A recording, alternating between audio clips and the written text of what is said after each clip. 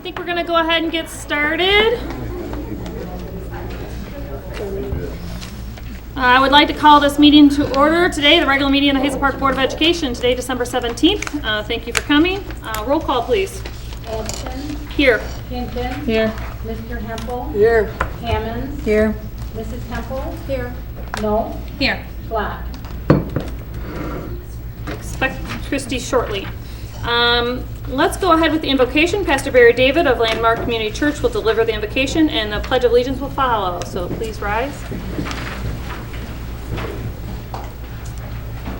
Let us pray. Father, we are in the season of celebrations, of the giving of the most valuable gift the world has ever seen, that brings joy and love and peace. Thank you for this Christmas season. We are grateful for this first half of the school year and all that has been accomplished. We thank you for our superintendent, her staff, for our Board of Education and their focused efforts to work for the very best education possible for our students. Thank you for the heroes of the homeroom, our teacher corps. For these proceedings tonight, give unity and wisdom in every discussion, and may every decision be pleasing to you, and we'll give you the praise. In Jesus' name we pray. Amen. Amen. I pledge allegiance to the flag of the United States of America and to the republic for which it stands, one nation, under God, indivisible, with liberty and justice for all.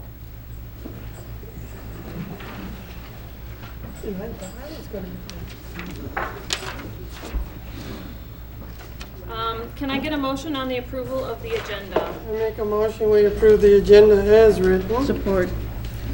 I'd like to make a motion that we move the, what number is it? Unfinished business. Unfinished business, item A to the beginning. To the next item. Right. We're moving the unfinished business up because we need to talk to Mr. Myler, and he has a personal emergency to handle, so we're going to cover that first. Any other discussion? Can I get a second? Oh, can we get a second on that change? Support. Roll call. Mrs. Hempel. Yes. Hinton. Yes. Mr. Hempel. Yes. Hammonds. Yes. No. Yes. Black. Yes. Atkins. Yes. All right, so with that change, we're going to go ahead and start with unfinished business, item A, which is the senior high application for cooperative swim and dive team.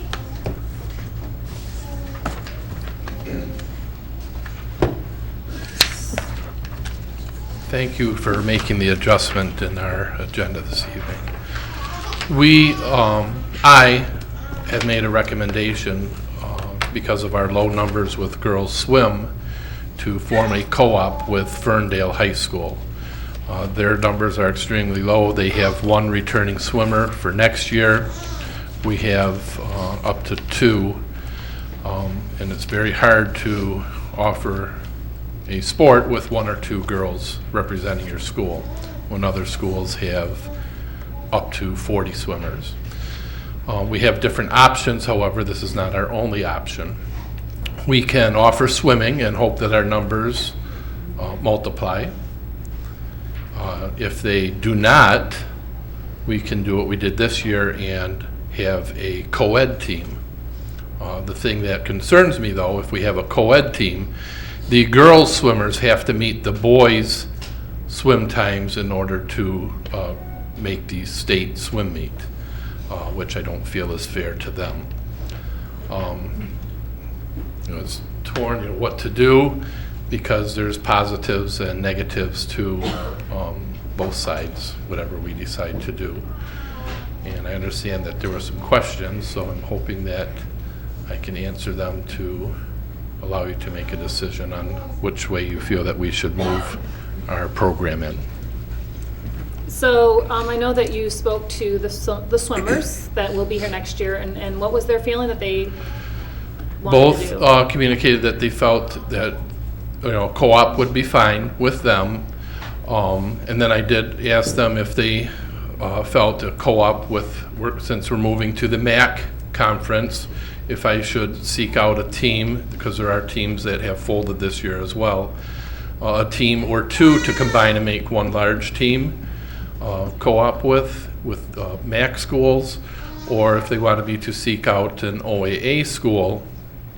And they wanted to seek out an OAA school because they felt that the competition in the OAA and the swim schedule in the OAA was stronger and more competitive than what the MAC conference offers. So that's why actually Sean Butler, the athletic director at Ferndale, and I have talked a couple of years about this because both of our numbers have fallen in swim, as they have around in the Tri-County area here in the state. And Sean drafted up the paperwork, and I think the copies were given to you in your packet. So the proposal we have is to have a female swim team with Ferndale, and we would be with them in the fall. But if we were to not vote on that or to not take action on that, then they could repeat what they did this year, which is a co-ed team? Yes. Is that- Yes. okay. If our numbers were not up to an acceptable level, we would just notify the MHSAA that we are not going to offer swim this year, that we were going to combine and have a co-ed team.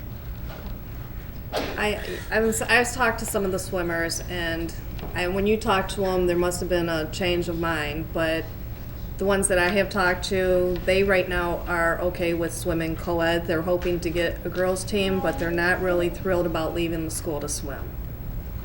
When I spoke with them last week, that's not what they told me, but So I guess, do we have to make a choice tonight, or can we just leave it? Do we have to give a commitment to Ferndale now, or can we wait to see? well, the paperwork needs to be submitted to the MHSAA. There's a deadline in order. So if we file it and then we have a swim team, we can keep the swim team here, or are we committed with them if we file it? If we commit to having a co-op, we cannot back out of that for 1 year. We have to offer that co-op if we submit the paperwork to the MHSAA.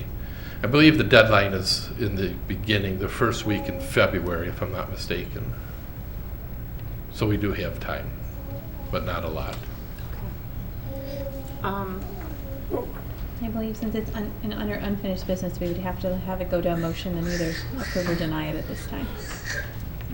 Okay. We can always put it back on the table. Yeah, and then we can always put it back on the table. We can put it back on the table for further discussion to get more information. That would be the big question. If we sign with Ferndale and the girls still decided to go co-op, they couldn't swim, or is that? If we decide to have a co-op and let's say the fall comes and our numbers are not high enough to offer a team, let's say, and I'm just using these numbers, Ferndale had 2 swimmers and we had 3. And between the 2 schools, we felt that 5 girls is not enough for a team. Right. Then we can disband the co-op and offer co-ed. Okay. Once we enter into the co-op and submit the paperwork to the MHSAA, we have to carry that co-op out for the next For a full year. for the next season, unless So that the would- team that is would not mean- offered. That would mean they would not be able to swim with co-ed? They will be able to They swim will as a still co-ed be able team. to swim co-ed. If there's even not we enough for a sign the co-op. contract For the co-op. Correct. The co-op is for the fall, Yes. and it's And the boys' co-ed is for winter. winter is what they're doing now. Yes. I think the other thing you were alluding to is if we go with the co-op, everything's at Ferndale. So they practice there, they. The meets are held there. Each school supplies a coach. There's not just one coach. Each school. What would we do about transportation? Is it going to depend again on numbers, or That's something that we would have to talk to. had to figure out? Okay. Then the other question is what varsity letter would they get? whichever school they attend. So they would get They would get a Hazel Park letter. The Hazel Park students would get a Hazel Park letter. Ferndale students would get a Ferndale varsity Okay, letter. that was my biggest concern. Okay. All right, board, what do you want to do? We got until February. Can we table it a little bit more? All right, so we need a motion to do that, right? Yeah, I make a motion, we table it till the next board meeting, then we get further into it. And maybe we'll have a workshop with you, Dave, so we can give more information and work diligently, so that way we can have a better understanding coming the January meeting. Sure. Thank you. I'll support it. Any other discussion? Roll call. Mr. Hempel, Yes, Mrs. Hempel, Yes. Hinton, Yes. Hammonds, Yes. No, Yes. Black, Yes. Atkins. Yes. thank you. Thank you. Okay. Thank you. All right, we will now move on to public comment. I have one here. If you're wishing to speak, we'd like you to fill out the form. I don't know if there's any others back there, but we can go ahead and start with Bethany Holland.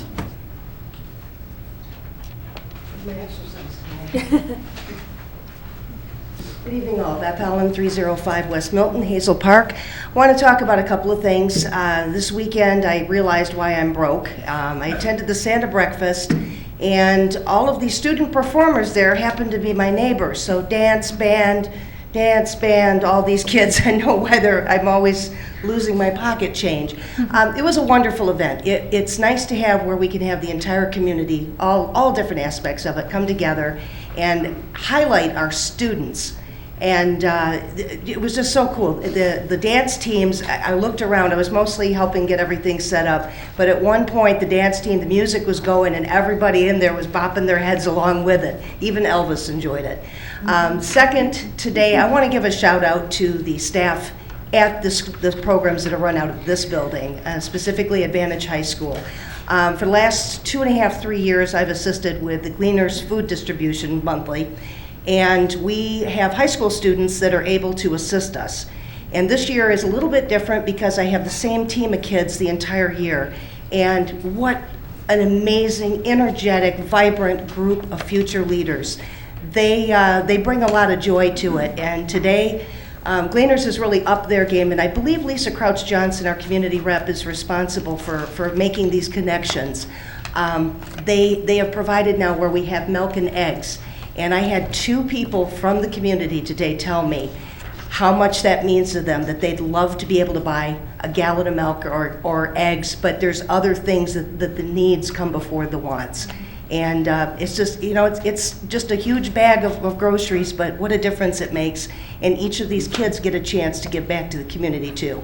So I want to thank you guys for offering this program and mentoring these children. They are future leaders. They are outstanding. That's all I have tonight. All right, thank you.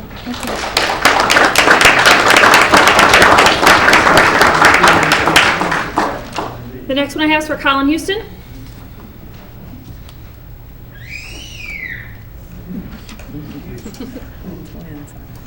Good evening. Good evening. I have my notes on my phone, as most people do, right?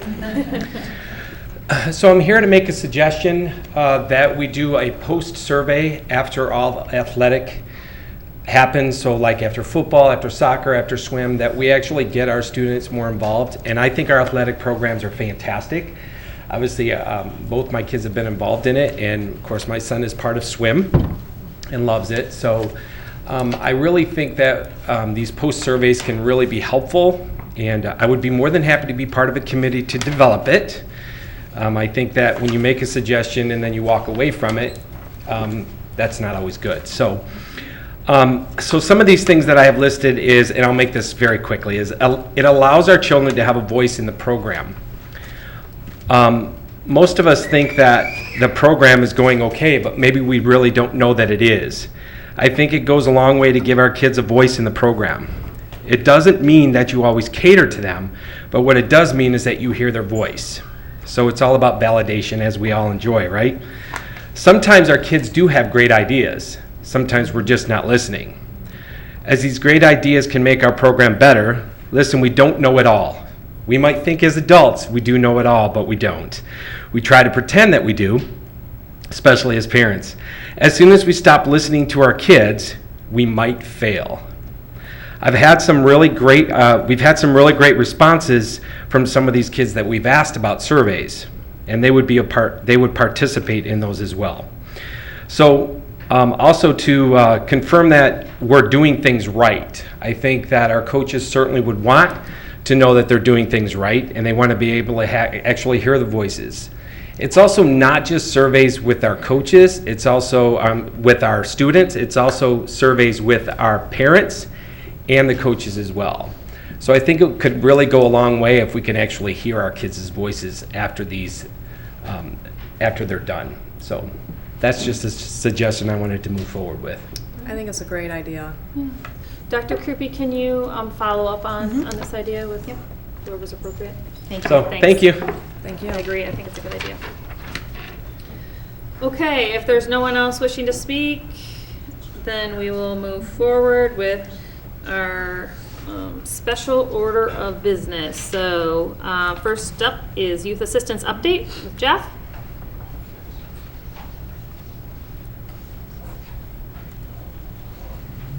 Good afternoon and Merry Christmas. Thank you. Okay, so we had a few programs in the past couple of months, 3 that we had a pretty good turnout at actually. Our first one was back in October, the parent education class. It was called Positive Discipline That Teaches Responsibility. That was our lowest attended event, only had 2 parents there. But it was very good. Our facilitator, Lauren Davis, has been doing these types of classes for youth assistants for years. She also does our STEP program, and she did a very good job, had a lot of knowledge. I was there for the full hour and a half, 2 hours that we were there, learning different skills and different ways to help with kids. The 2 parents, I talked with them after the fact, and both of them said they learned a lot while they were there, and they both had something they could take home and use at home after the program was done. So that was really nice to hear and really beneficial for them. Our next event was the pumpkin painting, where we went to 4 different parks in Hazel Park on 2 different Saturdays and had a bunch of little tiny pumpkins paint. We had donuts and cider and other little snacks for the kids. And we put up flyers around the parks that we were having the event at, and the kids could come and it was a walking event, free completely for the kids. That was extremely well attended. We had right around 75 kids show up, and I think maybe 40 parents, something like that. Even the second Saturday, which I attended, was very cold and very wet, but it was really good. We had parents and kids come out to that. Even we were able to put up our banner to block the wind as much as possible to keep them out of the cold. But it was very well attended. Kids had fun, got really wet and dirty, and painted all over the place and painted themselves. It was very fun. It was very good, and the parents seemed to have a very good time as well. So that was really nice to see. Our next event was actually this past Saturday, the Lunch with Santa at the Parks and Rec. That was well attended as well. There was right around 35 kids and maybe 20 parents that showed up for that, where we had a Santa. Lions Club helped with that too. They helped with gifts and arts and crafts and things like that. So I know the kids made ornaments. The gifts were given, I believe, to each child while they were there. They could talk with Santa, sit on their lap, and do all that fun stuff with Santa.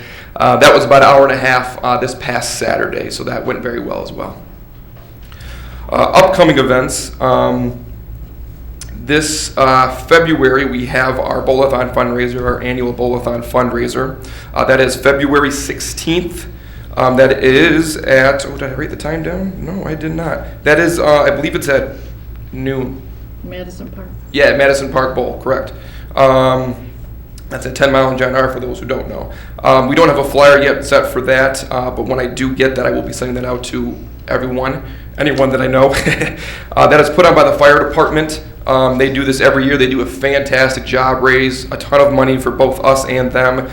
We really appreciate everything that they do for us and their help with all the fundraising, because without them, we wouldn't be right where we are today and helping the kids that we do. Every penny that goes to that goes right back into the community, goes right back to the kids, goes right into the programs that we fund, the classes that we have. It goes into the skill building scholarships that we give to the kids. It goes into everything. Everything goes to the kids and the families that need it. Emergency needs, anything and everything. After that, we do have our next STEP program coming up. That is on March 13th is the first day. It is a 7-week program. That is at the Webster Elementary School. That is also, again, facilitated by Lauren Davis, as she also did our parenting class in October. Again, that's at 7 p.m. at Webster, and they last about an hour, hour and a half for 7 weeks. Again, no flyer for that yet, but once I have a flyer, that will be sent out to all the schools. The focus is around elementary aged parents, elementary kids' parents. That is the focus that is focused on this year. I'll be making sure that all the flyers get out to all the elementary schools to get as many parents as possible for that. Additionally, we have and I just found this out today, so I believe it's April, I'm not going to remember the date. It's another Saturday. I want to say the 13th comes to mind. I don't remember that 100%. I will know for the next time. Is our brunch with the Easter Bunny, which is very similar to the lunch with Santa that we just had this past weekend. Again, it's about an hour and a half with all the kids. The Lions Club helps with that as well. I believe the kids do an Easter egg hunt, have some food, and have a good time doing that. I believe it's April 13th, and I'm not going to remember the time. I just found this out today, and they didn't have a time for me when I asked them. Or they never got back to me. How's that? So we've got that in April. And then lastly, we have our youth recognition, which is May 9th. I believe I said this last time too, but I just wanted to make it as a reminder. That is at 6:30 at the junior high. The theme is Hats Off to Youth. The nomination forms, I know in the past, have been a little late getting out to the staff. We're planning this time to make sure the nomination forms get out earlier so that we can get as many nominations as possible for as many kids as possible. So again, that's May 9th at 6:30 at the junior high. And that is all I got. Well, it sounds great. Thank you for the update. That's really helpful to know everything that's going on. Yeah, thank you. Board have any other comments? No, that's great. All right, Thank you. Thank you. Thank you. All right, so moving on to our next item is Promise Zone update with Kayla.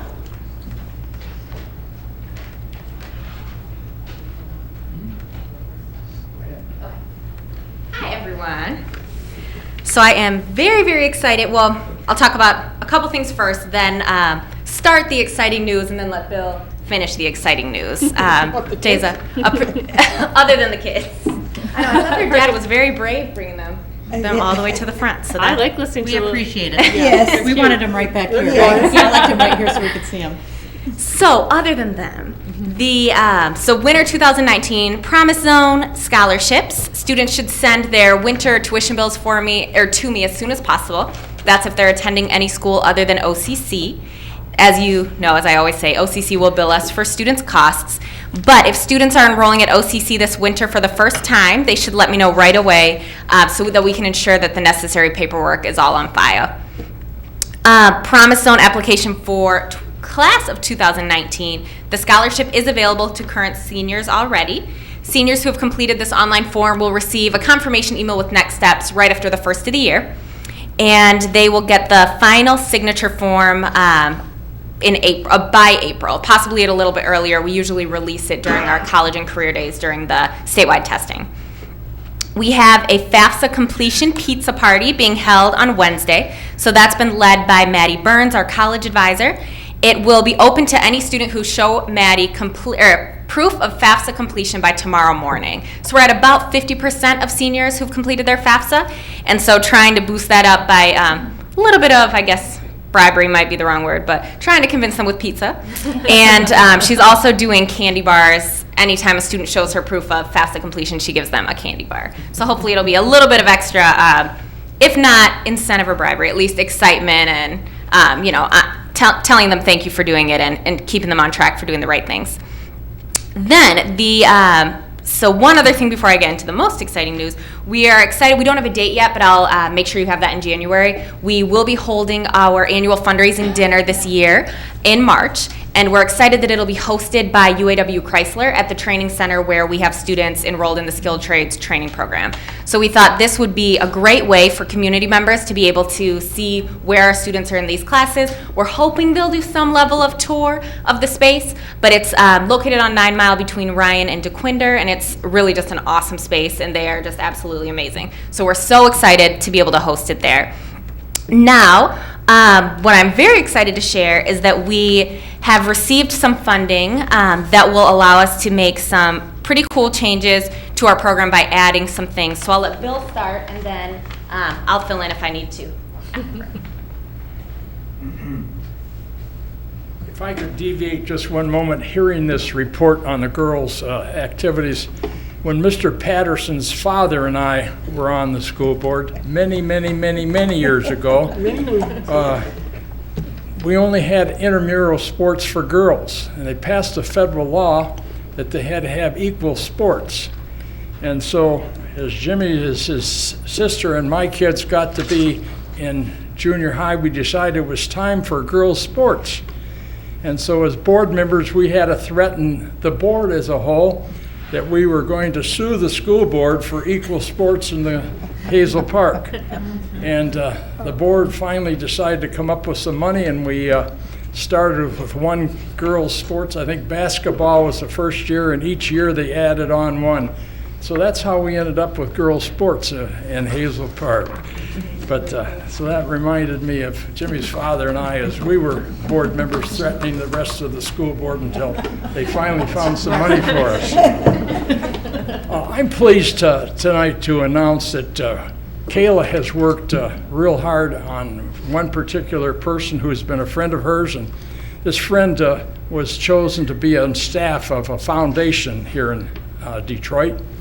And she kept talking with this gal, and she got a chance to go to a meeting a couple weeks ago, and then we received a letter that Hazel Park was, I think, the only school district or any foundation outside of Detroit to get special funding.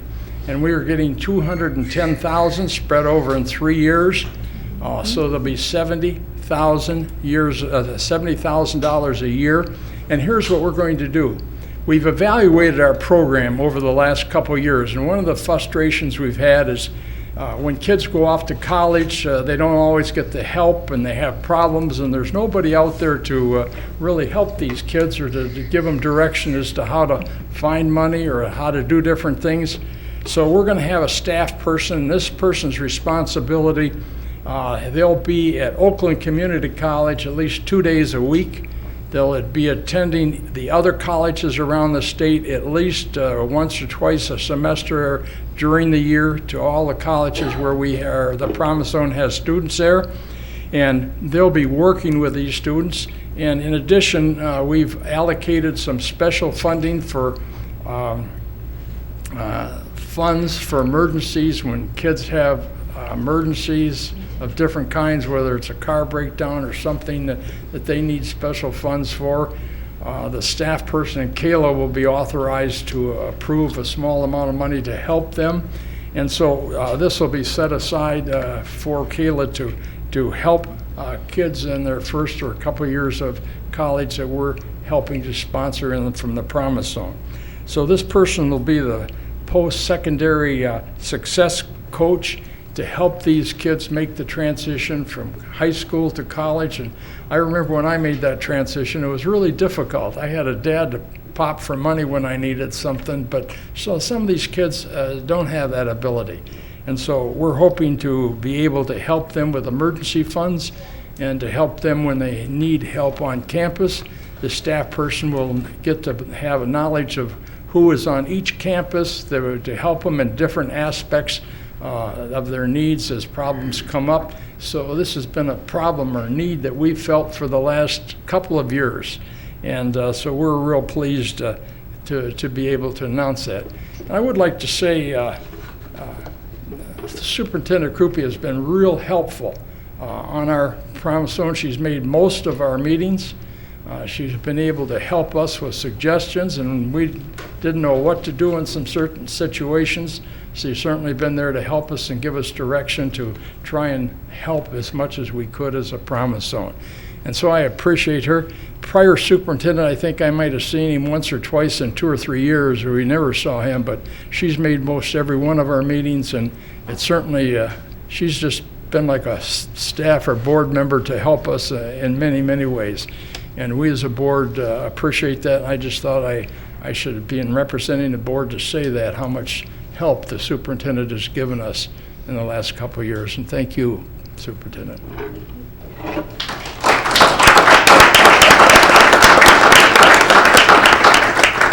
going to add two last pieces. So that is the most exciting news, definitely, that Bill said. So the post-secondary success coach, we cannot wait to hire. It sounds like it'll be in January, and so that'll be someone at least on staff for 3 years. Hopefully we'll be able to extend the funding, but that's at least 3 years that we'll have someone specifically to work with our students who are in college. So the college advisor will continue to work to get them there, and then once they're there, they'll be able to have this other resource to hopefully help them all the way through to graduation. And then lastly, or actually two more things, sorry. So one is that another piece of good news. So for students, as you know, students at Oakland Community College are fully covered by Promise Zone scholarships, but at non-OCC colleges and universities, it's been $1,000 a semester for 4 semesters.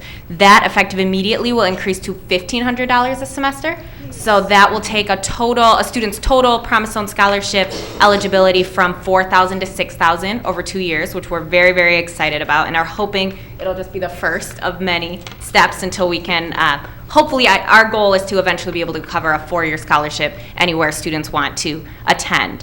We will also be extending eligibility to use that funding to 6 years from 4. So currently students have 4 years after high school graduation. They'll now have 6, or after active duty military. So that's something we just hadn't considered before in our eligibility, but if students do go off to the military, they can use the Promise Home funding when they get back, or they can use our resources to help them secure GI Bill funding. And then lastly, we will be launching a Promise Zone mentoring program with the class of 2019. And so this will consist of pairing new Hazel Park graduates with volunteer mentors. And so ideally, we'd be able to match every student who is interested in participating with a mentor in their career field that they're interested in. We'll do that as much as possible depending on who volunteers as mentors, but at least some mentor. We'll be recruiting mentors in January and February, so if anyone is interested, we're looking for any adult who is willing and able to assist these students. And so what that will look like is a commitment from May through May. So right before students graduate from high school through their first year of college. Mentoring can be anything from meeting them for coffee to just text messages, hey, how you doing? Hey, good luck with finals. It doesn't have to be a huge commitment. We're asking that people would commit to monthly touches at least with their mentee. And the Promise Zone Success Coach actually will be coordinating the aspects of this program, and we'll send reminders and kind of resources to mentors every month just to say, hey, just so you know, FAFSA opens this month. Students must complete FAFSA every year they're in college. Make sure to remind your mentee to do FAFSA this month. So just to provide some guidance and make it as low lift for mentors as possible while still being impactful through the relationship they'll be able to build with students. So we're excited about all of these kind of additions and very, very thankful to the funder who we will be sharing more details about soon. Any questions on anything? Sounds exciting. Yeah, I'm really We're excited. so about it. excited. It's awesome So, news. I brag So- about the Promise Zone all the time. Thank you so much. Thank you so much. Were you the one that was instrumental in the Cranbrook? Mm-hmm. Do you know anything more about it? Because So, it seems like one yes. of our students have gone. That is last accurate. year's. So we know a little bit. So when we first ended up building that partnership, we were told that they were able to, so it's a combination of, so that program is funded partially by a federal grant program called Upward Bound, partially by private resources through Cranbrook. And so when we first were able to bring students in, they said that their private fundraising would be covering our students because their grant funding was specific to Detroit students. So my understanding is that changes in their funding structure or how much is being given by private fundraising changed who they could bring. So when we were talking to them each of the past, I think 3 years we haven't had students, they said that they were not able to take students from outside of the city. So we're staying in contact with them. Any students who started the program while they were still recruiting from Hazel Park are able to finish. So we have a few students this year, definitely some seniors, I think some juniors, but nobody younger than that. So we're hoping that they'll be able to recruit from Hazel Park again, but at this point we're not sure when. They haven't closed the door. They always say, we're still interested in going back, but we haven't been able to get a set timeline or when that might be. Okay. Unfortunately. So we're working on it though. All right, good. Thank you. Thank you. All right, thank you for the update. Yay. Have a good holiday. Thank you. You guys too. All right, next special order of business is the Hoover Elementary, Mrs. Debbie Demas.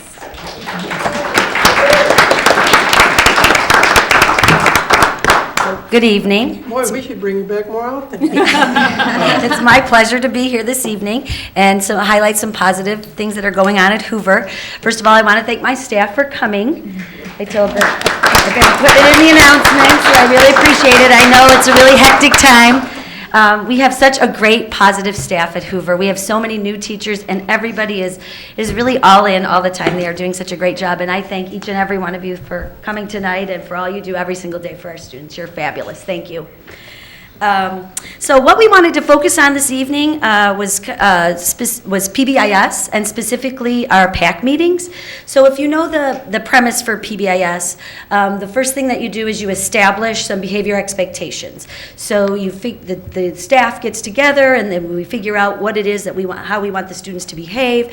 Then we teach those expectations to the students, and then we acknowledge those students continuously.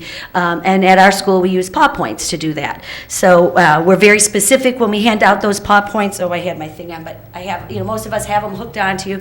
So if you see somebody doing something, you notice them doing something, behaving the way that you would like them to behave, then you give them a ticket and you let them know exactly what it is that they did. They use those tickets then to, they earn their way to a celebration at the end of the month. That's pretty standard across PBIS. The other thing that's another standard part of PBIS are the Monday morning meetings or monthly meetings. And that's where you usually examine different character traits, positive character traits. And so for the last 2 years at Hoover, we've been doing Monday morning meetings. So the first Monday of every month, if you've seen the Husky happenings, you've seen, so all of the students gathered in the gym, and the students did a presentation, or the teachers did a presentation. We sang songs. This year, the PBIS team decided to change it up a little bit, so we're doing PAC meetings. So the PAC meetings are still on the same Monday, and what we do in the PAC meetings, we've divided the entire staff up. So every adult in the building, we have 23 PACs. So every adult available adult in the building, except for Nancy, because she needs the list. We'll get to that in a second. We have 23 PACs, and our students all go to different PACs. So each PAC has kindergartners, first graders, second graders, third graders, fourth graders, and fifth graders, all the way across. And they all meet on this monthly meeting. Now, I do have to tell you, it's really improved, because the first day, we had everything. Did we not? People have lists, and everybody knew what we were doing. I literally ended up, Nancy can attest, on the ground laying there like almost in tears, because it was just chaos with kids going everywhere. Well, we've got it down pat now. I think we did pretty good. There's still a couple of kids that don't exactly know where they're going for their PAC meetings. But each month they've gotten a little bit better. And this month we decided to focus on kindness. It's just one of those character traits that we really feel like is so important. And you can see across the wall, each PAC usually makes an anchor chart as they gather information through their discussions. And I think we're going to actually keep the kindness theme going on through January as well. I just talked to a parent today who was frustrated by some things, and he was saying that he believes that social media is really having a negative impact on our society, including our kids. It's really easy to hide behind those screens and shoot out mean, nasty things to say, and so we really need to get past that. It's almost like, when you see in a movie, when there's some violence, you numb yourselves to that. So we really have got to start to really be thoughtful about kindness. So this month, in addition to, so the first month we did responsibility, they made the anchor chart and teachers kind of mentioned it. This month we're doing a little bit more. We bought several books on kindness, so teachers are trying to read a book about kindness every day and have a class discussion. I'm going around the school and reading to every class Mary's Extraordinary Deed, and in this book, the little girl, she does something, it's kind of like that, for those of you that are old, like, I'll tell 2 friends, and so on and so on. So remember the Clairol commercial? Well, it's 5 friends.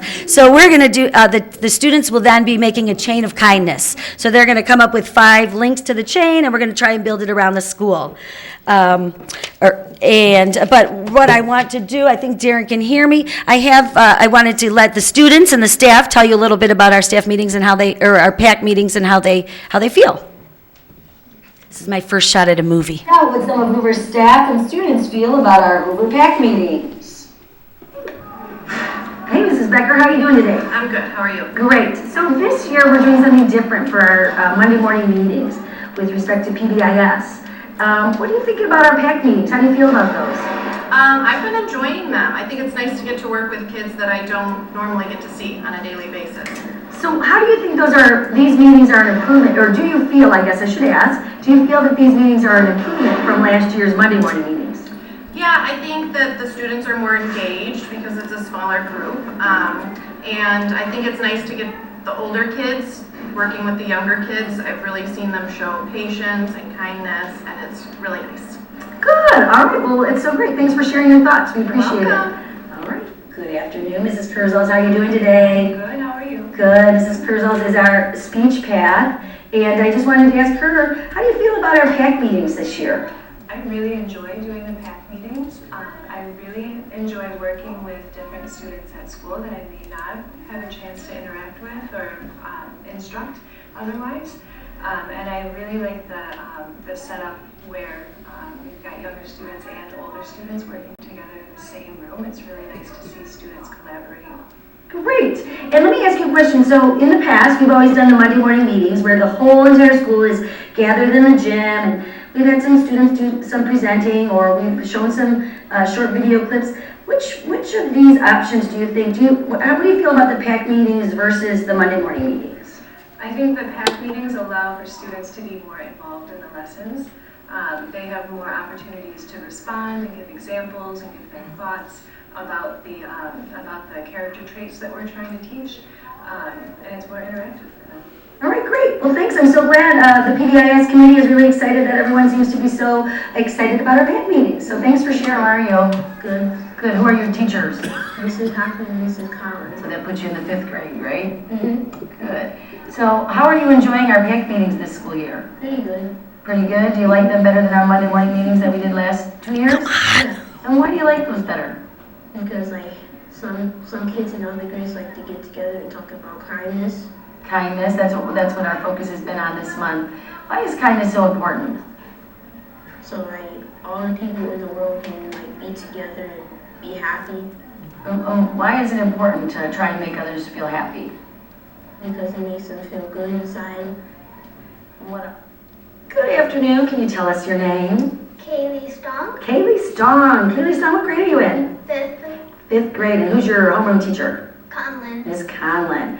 So, Kaylee, you know that we've been doing Monday morning meetings for the last few years here at Hoover, and this year we switched it up. What do we switch it to?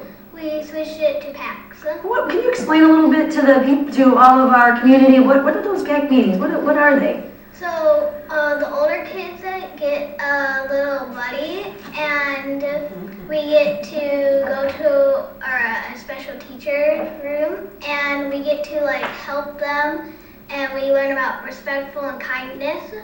Good. And so how do you feel, what do you think about those PAC meetings? Do you like the PAC meetings better than our Monday morning meetings that we held as an assembly? Yes, I do, because we get to do more fun activities. Oh, good. And so let me ask you a question, because really, right, the whole purpose of these meetings is to make Hoover a kinder, gentler, better place to learn. What do you think? What do you think? Do you think that our PAC meetings will do more for that, or do you think that we should go back maybe to the Monday morning meetings? What do you think? I think the PAC meetings are better because we get to learn more instead of just talking to a whole group than to separate. Okay, good.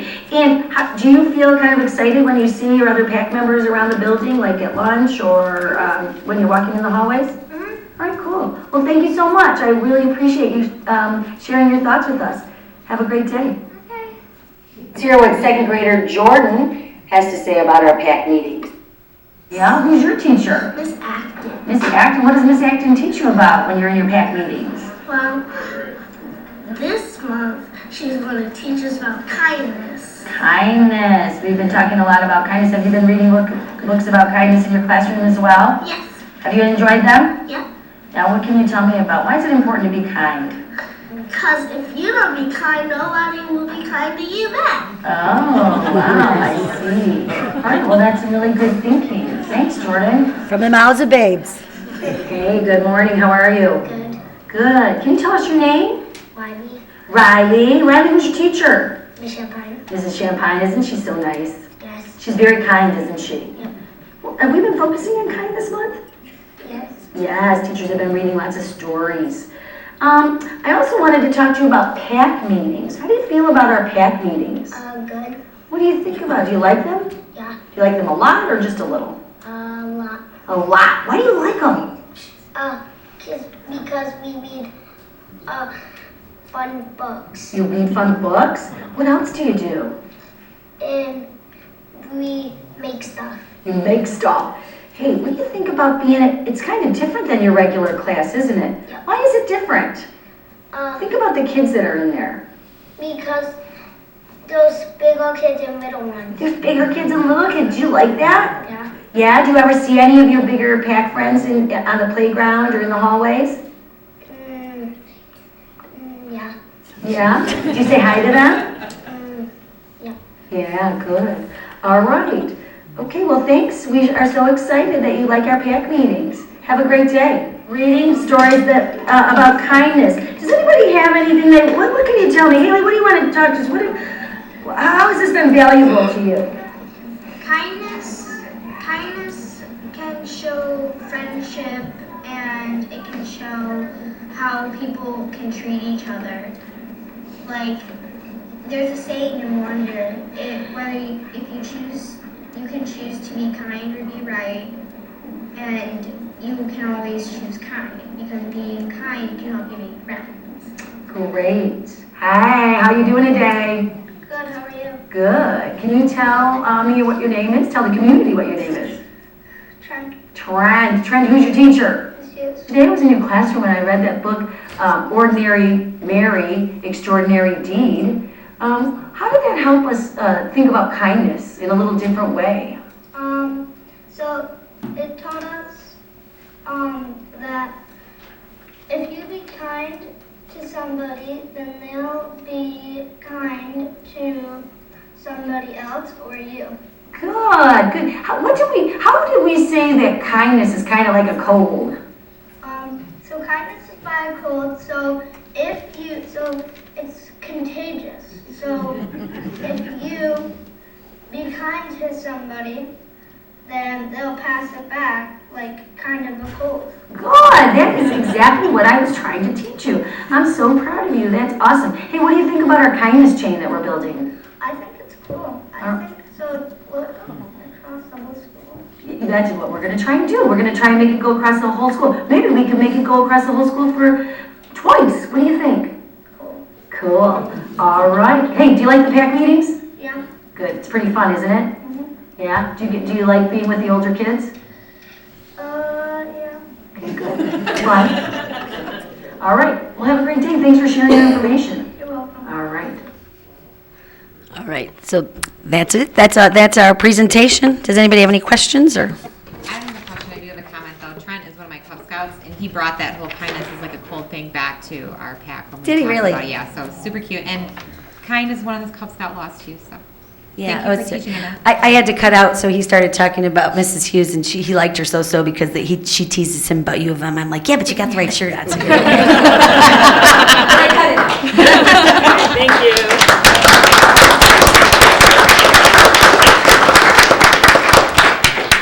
All right, next item is our PBIS update with Mr. Daly.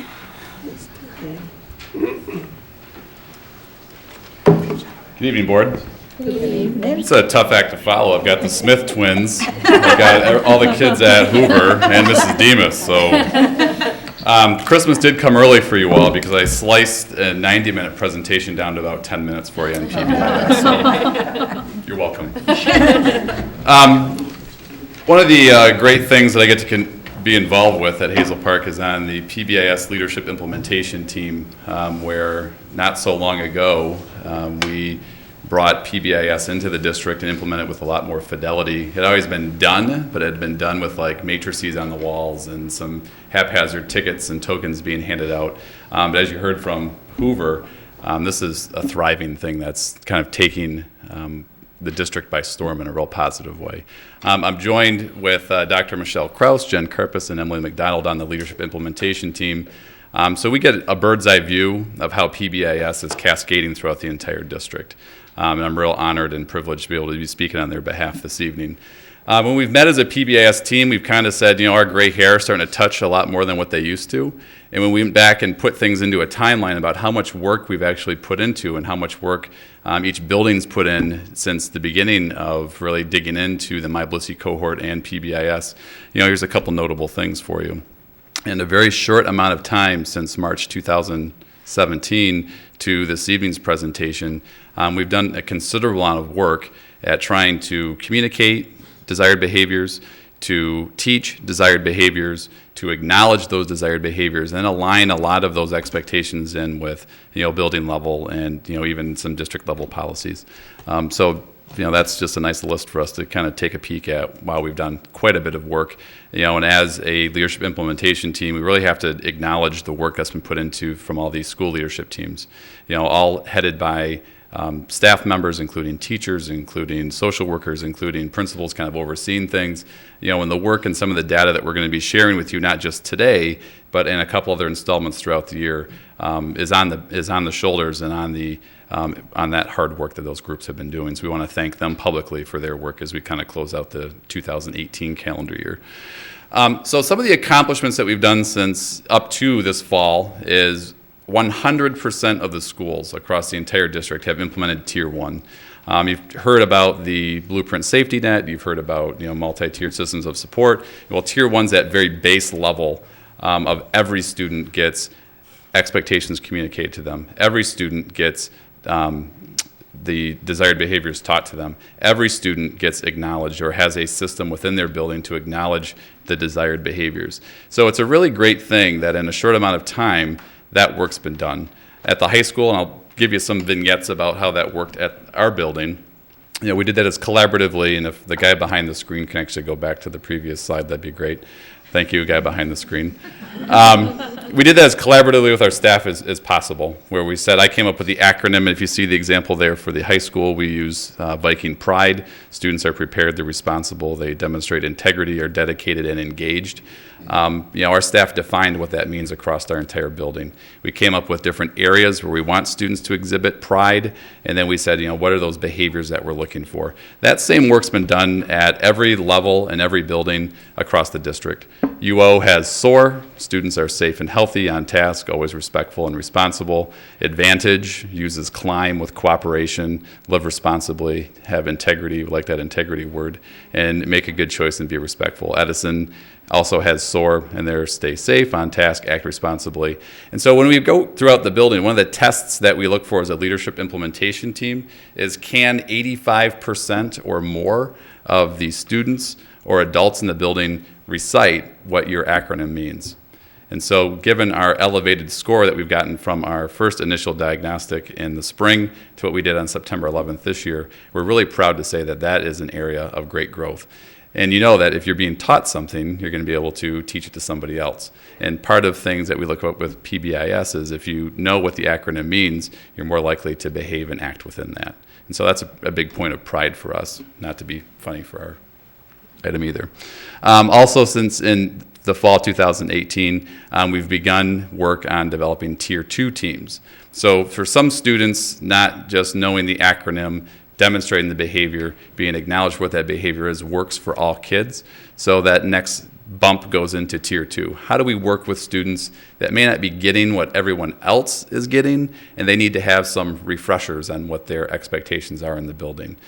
So a big hallmark of Tier 2 PBIS is using a check-in, check-out system. So our school leadership teams have gone through training on the check-in, check-out system, what that's going to look like, what are some of the credentials and qualifiers for a student who might need a Tier 2 level support, how do we know when it's working, so that way students can exit out of Tier 2 supports and then go back into the mainstream with getting everything else. So that's a big part for us. And I mentioned that the growth in our district capacity assessment from February 26, 2018, we had a score of 43%.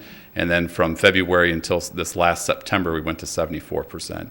So that growth that we've done is just kind of a bird's eye view of how well are the expectations for how PBS needs to be implemented is taking hold and aligning itself with district systems, aligning itself with what needs to be done at the buildings, and then seeing that work that's going on at the building level. So that growth is definitely part and parcel to how well each individual building is working within the system and collaborating, communicating its needs back to the leadership implementation team, and then us trying to support and guide that work at the building level. So not to talk too much about the great things we've done, but another thing that we get the opportunity to reflect on is our school climate surveys. The school climate surveys get sent out to parents, to staff, and to students, and each one of those surveys looks at and measures, how well or how welcomed do people feel within the building in a couple different areas. One is, how do people feel about teaching and learning? How do they feel about overall school safety? How do students, parents, and faculty feel about interpersonal relationships, the institutional environment when you come into the school? Does it feel warm and welcoming? Does it seem like the place where you want to be, where you feel safe, where you can take intellectual risks, where if you have a question, it gets answered? And then the last question is all around parent involvement. I've taken a couple out, and so that work's been done, and we're going to show it like as a year aggregate. So we did it in the fall of 2017. Surveys went out again in the fall of 2018. There's a couple things that I want to highlight, so if Darren can go to the guy behind the screen, not to give up his identity. I've highlighted a couple schools in particular, one of which is Hoover. And when you heard Mrs. Demas talk about their packs and their meetings and kindness and the readings and how organized they are with that, it's really of no surprise that out of a 4-point rating scale, they've stayed very consistent from last fall to this year. So you look at those different indicators and those subgroups at the bottom. The darker green, or Go Green, East Lansing green, versus the lighter teal green. I always got to get a plug in whenever I can. It's all about college readiness. If Mrs. Smith was here, we could plug that also. Versus the green of Mr. Hempel's shirt, that's the 2018 numbers. And that's just the family data. So this is how families feel about things going on at that building. So Webb, again, very similar. And Webb's notable also because they've made some gains since last year. In 2017, they had 111 parents reply. This year they had 47, but those 47 parents seem to be, must have been pizza night or something, but they feel very comfortable and very accommodated at Webb. Let's go on to the next one, please. Hazel Park Junior High, again, well above an average score across the country. You're seeing gains in some areas, but the main thing is that you're seeing some consistent results from one year to the other. It's real difficult to go like, a 3.5 or above, but the fact that number is staying fairly consistent throughout some of these is great. And again, as we do more and more surveys, as we get further and further into, PBIS and communicating these expectations, educating our families, our parents, and our community about how this works, we hope to see some gains in these scores. Another thing that with this, knowing and reflecting on these data points, is making sure that if we get new students or new families into our district or into our buildings, that we have a one-stop shop, go-to brochure for each building about how PBIS works in their building. It's a little nuanced. The high school is different than the junior high. Secondary is different than how elementary works because, our kids are different, right? And our buildings work a little bit differently.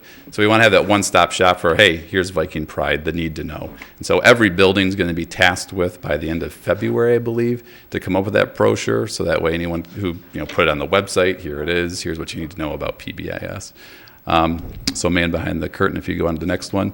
So our next group is going to be all about how our staff in the building, not just teaching staff, but custodial staff, front secretarial staff, our parapro staff, everybody, how do they feel about how PBS is working in those major areas? Overall, staff correctedness, set up for learning, school safety, and so on and so forth. So again, highlighting Hoover, you're seeing some pretty consistent, if not growth areas within those different subgroups for the school climate survey. And same thing's true of Webb. So when you look at the downward trajectory, which is a little bit different than how the families are feeling about things, Webb and Hoover have that similar shape of their graphs as well. So it might look a little shocking because it's different than what you saw when families responded, but the questions are a little bit different, right? So when their parents are reflecting on parents is different than when school personnel reflect on parents, which is that last subgroup there. And then UO, to give UO a little bit of soaring credit there as well. And this is great too, because you see some really notable gains from the 2017 school year fall to 2018. So there's probably some secret in the sauce to what Ms. Grassley is doing over there. And then I think we end out with the Hazel Park Junior High numbers as well. Thanks, Darren. Let's go to the next one, please. So something that we get a lot of accolades at through our work with My Blissey in PBIS is where PBIS resides within the district. And so a couple pieces of schools that say they're doing PBIS just hang a matrix on the wall, print off some tokens, and say, hey, good job on announcements every now and then. But when we rewrote and revised the student handbook, PBIS lives and breathes within the handbook, which is an important thing, because if you're going to be all in on modifying and correcting and acknowledging behaviors, it has to live within the kind of the hallowed documents of your district.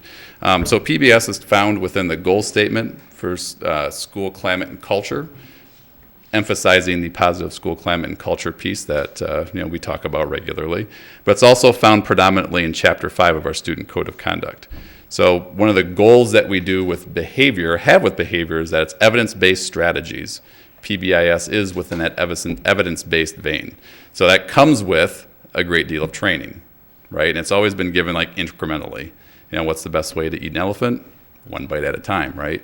And PBS is the same way. You have to understand how students learn. And then, being at the building level as a principal, you have to also think about how adults learn, because the adults are on the front line of trying to work with the kids. The kids then need to have the behaviors as communicated through your expectations. So attendance and tardies are kind of a big thing, right? And so at the high school, I've highlighted a couple data points for you about where attendance resides as far as how we use that within PBIS. So attendance is, not just a staff member's responsibility, but the principal's got some skin in the game also, as noted in Chapter 5 of our Student Code of Conduct, where a principal's responsibility must include, but not limited to, acknowledging students with exemplary attendance.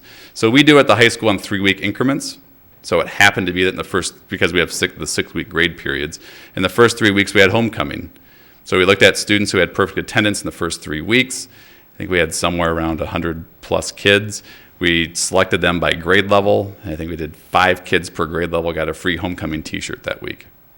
They're already printed. It was no cost to us. They're donated by the classes. Congratulations, we acknowledged 20 kids with perfect attendance. We got to the 6-week mark, which coincided slightly with Halloween. What do you know? Trick or treat, you get a bag of candy, you get your name announced over the announcements. It's a really wonderful thing for our kids, because at the high school level, no kids beyond getting some sort of public recognition.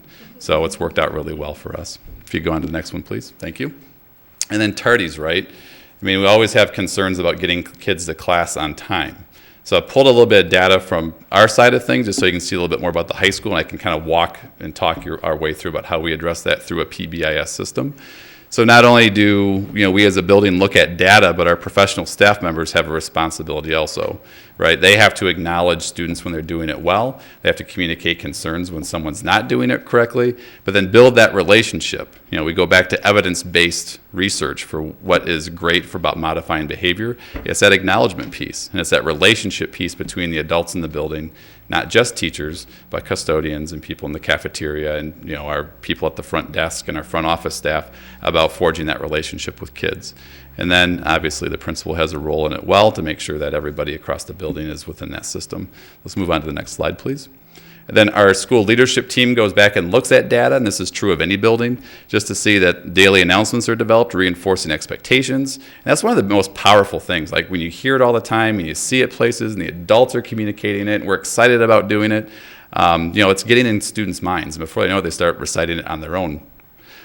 Setting up building-wide goals when we look at tardies and so on and so forth, right? So these are all things that live and breathe within the documents of the district, which separates us from other places that say they're doing PBIS, but we're a little bit more invested because we put it in print. So Darren, let's go to the next one. So this is an example from a high school announcement. Again, reinforcing and communicating those expectations. Today's Viking Pride focus is being dedicated, which is the D in Viking Pride, in hallways, public areas, and bathrooms, honoring the passing time and not going beyond that designated time, which is different than before. So it's like the first time in 3 years we've had like a real organized messaging system across the building Before, it's like you hear papers rustling in the background, like, hey, do you got something to announce? Well, now it's a little bit more organized, and our school leadership team's done a great job of matching desired weekly behavior based on Viking Pride up with daily announcements. And people on the school leadership team have written these from scratch. So I'm not a mathematician, but you do Viking Pride. I think Pride has 5 letters in it, 5 days of the week, 5 times 5, 25. I mean, that's a lot of writing, and our school leadership team's done a great job on it. So when you think about, the principal's supposed to say this stuff because you're supposed to say that stuff. But when it's coming from teachers and it's coming from other staff members, it's really communicated a message of importance. It has a lot more gravity. So if we go on to the data, what does the data say? The top number might be a little shocking, because when we looked at our data, we had 227 students in the first 6 weeks that were tardy. And I said, ugh, that's like a third to a fourth of our building. That doesn't feel right. So I dug into it a little bit deeper, and we looked at 68% of our students in the first 6 weeks were tardy to first hour. We looked at that in the second 6 weeks, and 79% of our students were tardy to first hour.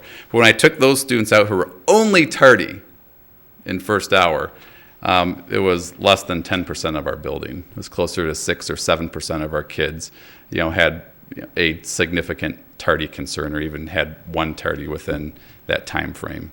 So we take this data back, and not only take it back to our school leadership team for PBIS, but we take it back to our building network team and say, so what are we going to do about this?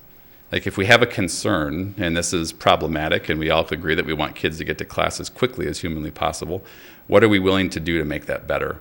So part of the presentation tonight is just being real about what the data shows us right now, but then the skill in what we do as a school leadership team is going to come off, and the next time we get to present, because we should see some significant improvements in this. Let's move on to the next one, please. And then, since this is a district level presentation and not just the high school, even though I can monopolize it because I know a lot about the high school, we want to show you some district level trends in student behavior. So these are the top behaviors across the district, and it's the 3 Ds: disrespect, defiance, and disruption. So what this information presents to us is, if you look at each building across the district's behavior reporting, how many of those behaviors are in common, and 5 out of the 5 buildings across the district have disrespect as their number 1 problem. So I'm kind of touched by the kindness thing, right? Because what's disrespect's most, threatening attribute? Kindness. So it's nice to hear that that's a big thing. It's not just a hashtag. So then the second thing we look at is defiance, right? So if we go back, there we go, thank you. If we go back, defiance is the second most common behavior. That's, most problematic behavior in common across the district. And then we have disruption. So we take this information as a implementation team for the district and say, wow, we have so many common threads. What sort of advice, suggestions, data points, problem solving do we need to do or recommend to try to take on these issues? So let's go on to the next one, please. So really, it should be no surprise that when you look at locations, that most of the behaviors are occurring in the classroom, which is a great thing if you are worried about tardies. That means they're not happening in the hallway because the kids are in class. So it's a double-edged sword. So when you start thinking about this logically, it's like, okay, if kids are displaying most of the negative behaviors in the classroom, and they're supposed to be in class most of the time, how do we empower teachers that interact with kids the most in the classroom when they're there all the time to do the right things with kids to change and modify this behavior? And again, it's got to be a lot more than just some convenient talking points that I splash onto a PowerPoint. It's got to be something that we as a staff work out together that's building specific. Because what's going to work for Mrs. Demas and Ms. Grassley is going to be completely different than what's going to work for Ms. Scholes and ourselves at the high school, right? I mean, the other notable part that when we think and reflect on this, the second most common location across the district for problematic behavior is in the hallways and breezeways. So presence is important, right? Being out and being visible. And I don't mean to be rude to some of my meetings that overlap into passing time, but I'll say, hey, I got to put a pause on this real quick because I need some hallway time. And we'll go out at hallway time and at hall passing where Ken and Dr. Mylart and myself, and we kind of work our social workers in as well as our counselors, where if it's like not life urgent and critical, we'll go out and be visible in those spaces as well. And so the last slide and last data point I have for you is motivating factors. So most commonly, the motivating factor that influences undesirable behavior is to obtain peer attention. So if you make Viking pride cooler than misbehavior, then you're going to see this decrease. You're going to make kids believe in kindness and reach their SOAR potential and do their pack work. You're going to see things change. So much of this is just a reference point, right? And some of it's informational, but this is also, we're very kind of young into a lot of this, where I could show you a lot of data, but it doesn't have a whole lot to reference back to. I could show you stuff from the high school of when I first got there, but we didn't have a behavior referral process that was aligned with Swiss definitions, which is what all the behavior gets reported to. We didn't have a common understanding about what's the difference between peer attention versus avoid adults. We didn't know, location's pretty obvious. We didn't know the difference between like a minor behavior and a major behavior. So some of the work that we've done in the last year and some change has all revolved around having a common and shared understanding of what is defiance versus insubordination, what is a major versus a minor, and all of that institutional knowledge and things that we build into our staff is what's going to align this process so that way it's not just words in a student handbook, but it starts becoming stuff that we live and breathe every day. So I think the last slide are questions, and I forgot the question mark. My apologies. But I didn't forget the logo. Are there any questions that I could answer for you, or wonderings, or things that I could take back to our leadership implementation team? I don't think I have any questions, but I have comments. I'm very, very impressed. This is a really great presentation, a lot of thought put into it. I know we don't have enough data points, but very impressed with where we've come in a short amount of time. I think that's been demonstrated, and I think it just goes hats off to all of our amazing staff that work for us, our administration, our superintendent, our teachers, our secretaries, our custodians. Everyone has a hand in this, and I think it's very well played out. When you go to the schools, you see the signs and you hear the kids, and I think that it's just so moving to see a district who hasn't moved in a long time move in like a 6-month period very rapidly. And so it just kind of inspiring tonight as we're looking into like closing out calendar year 18 and going into 2019. And so thank you, Dr. Kirby, for bringing this to us tonight and working with these teams. And thank you, Mr. Daly and the PBIS team, and thank you to all our principals and everyone who's had a hand in all of this, because it's hard work, and I think it 15 slides, and I can't wait to see what happens next year and the year after that, because I think we're on fire, and I think it's great. Thank you. What is SRSS?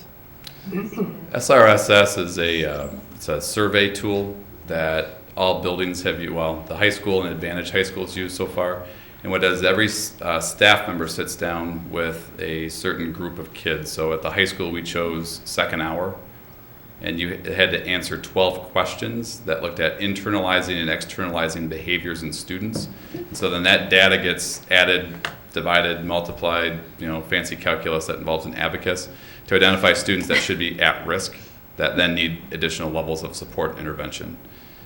So this tool works well for our work with NIJ, the National Institute for Justice, to identify students that might need or might have some behavioral mental health concerns, but it also overlaps really nicely with what MyBlissy and PBIS needs to identify those same students. So what's great about this process is it's not just hey, let's do it one time a year, it's let's do it 3 times a year, because we know that students' needs change. Just like my weight fluctuates, students' needs change as well. These pants will not feel nearly as great in March as what they do right now, as I'm coming off the fall of doing lots of moving and walking.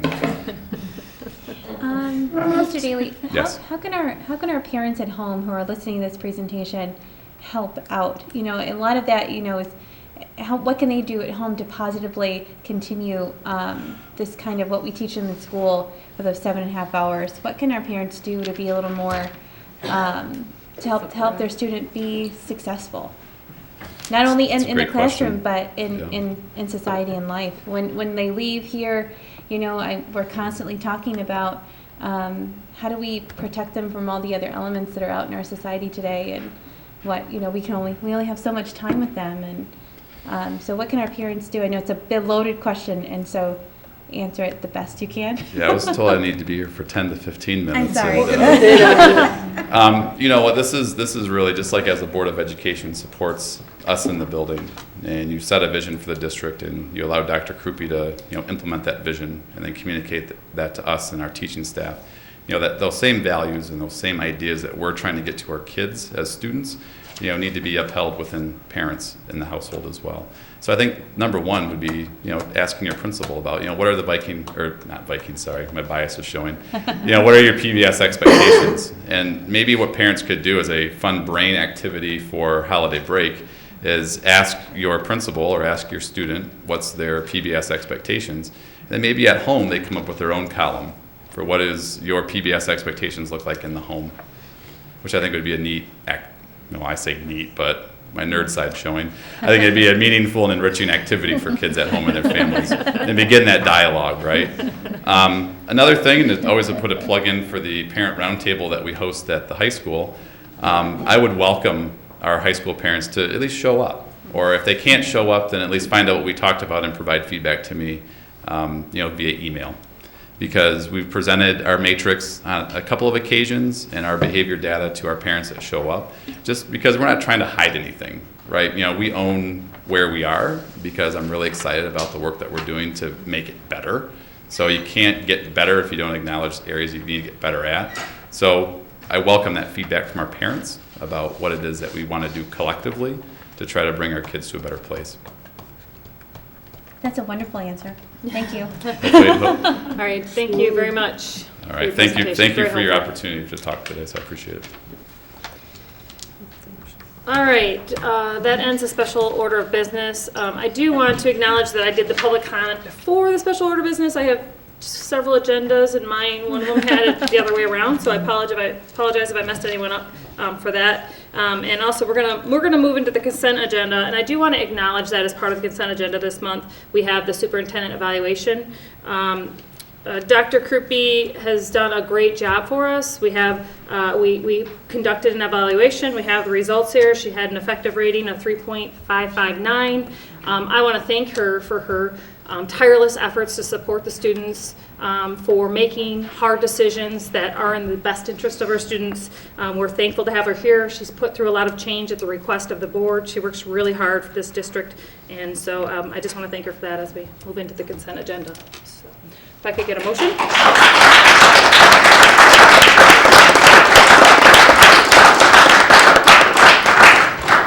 Motion to approve the consent agenda as written. Second. Roll call. No. Yes. Black. Yes. Hinton. Yes. Mr. Hempel. Yes. Hammond. Yes. Mrs. Hempel. Yes. I'm sorry, Atkins. Yes. All right, so with that, we will move on to our new business.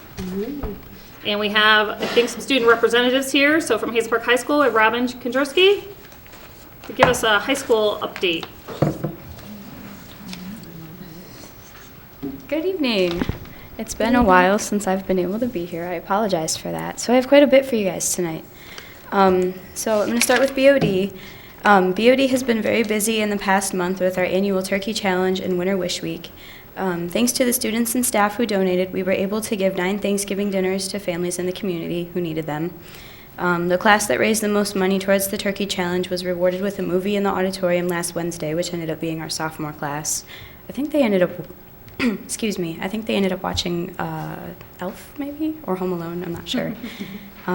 This week we'll be going to multiple schools in the district and participating in various holiday activities with the students.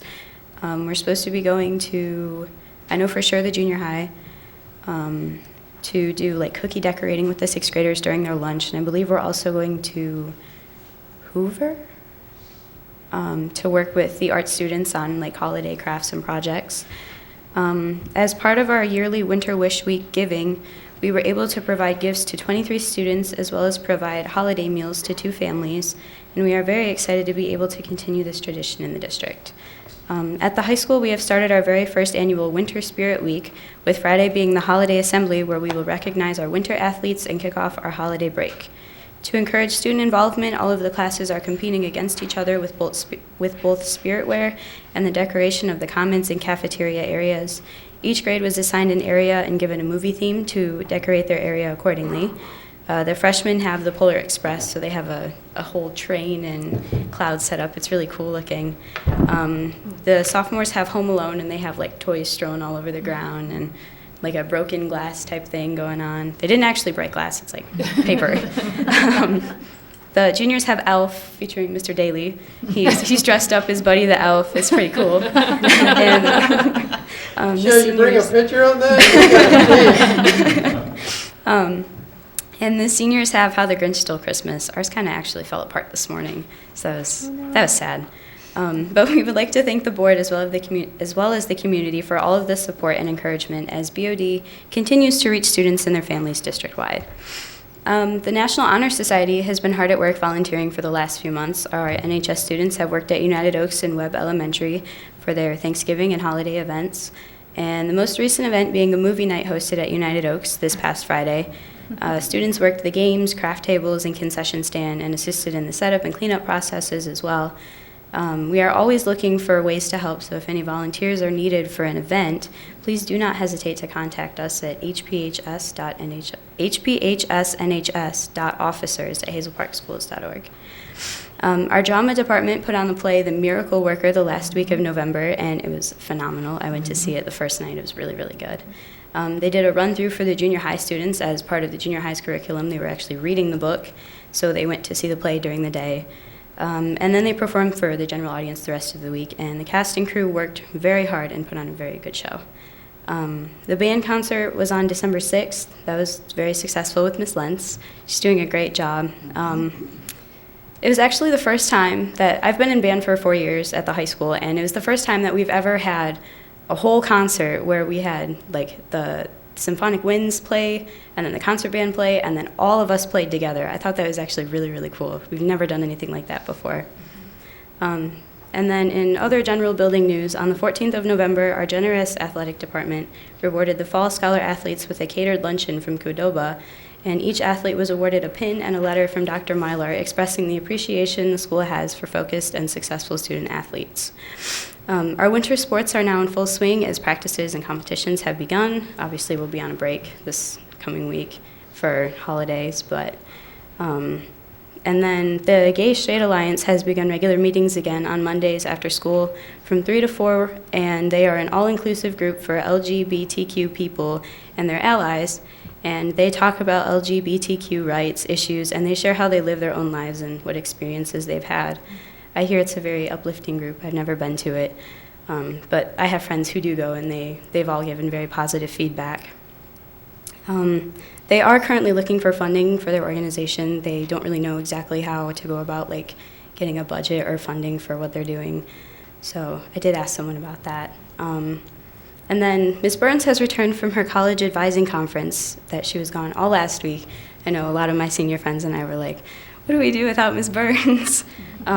We now have 51% completion among the senior class of FAFSA, which is really cool because FAFSA is really good. And she said that if any parents have questions about completing college applications or FAFSA or any post-high school plans, to contact her at 248-658-5186 or madeline.burns@hazelparkschools.org. And then last but not least, the Acts of Kindness Club put on a Family Feud event after a half day, I don't remember which half day, as a reward for Count Day. So if you were at Count Day, you were allowed to be part of a Family Feud event. I participated. It was really fun. They also did drawings for gift cards for people who were at the, in attendance at Count Day. I think they, excuse me, I think they were $25 gift cards as well, so that was really cool. And I believe they are still doing a coat and clothes drive for people in the community who need coats or clothes. I know last year they had it in all of the English classrooms. I think this year it's just in the office where you can donate coats or any clothes. So yeah, any questions? Well, thank you for that very thorough update. Yeah, there's a whole lot that's happened. I want to know what day is tomorrow for Spirit Week? Tomorrow is Character Day. Each grade has a different character, So the freshmen are elves. They're going to dress up like Santa's elves. The sophomores are dressing up as snowmen. Juniors are reindeers, and seniors are Santa. And I believe the staff was told they could dress up as their favorite holiday character. Sounds like fun. Did you have to get dressed to come here? Because I know today was. Is that your pajamas there? I know today was pajama day. I kept my Christmas leggings on, Well, but they're cute. So. All right. Anybody have any other comments or questions? Thank you. All right. Thank you. You're welcome. Thank you.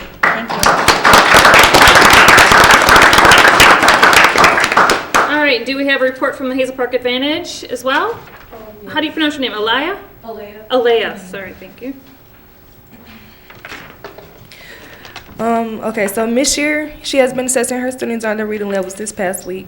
All students have moved up from at least one level or 2 or 3 levels. They are excited that they're getting closer to the goals we made in September. The elementary students finished their opinion writing pieces. They worked very hard throughout their entire writing process to share why they are an important part of our community. And in life school, students learned to make handmade gifts such as ornaments and snow globes. And in middle school, students invented new products and used our new knowledge of volume and area to market our products.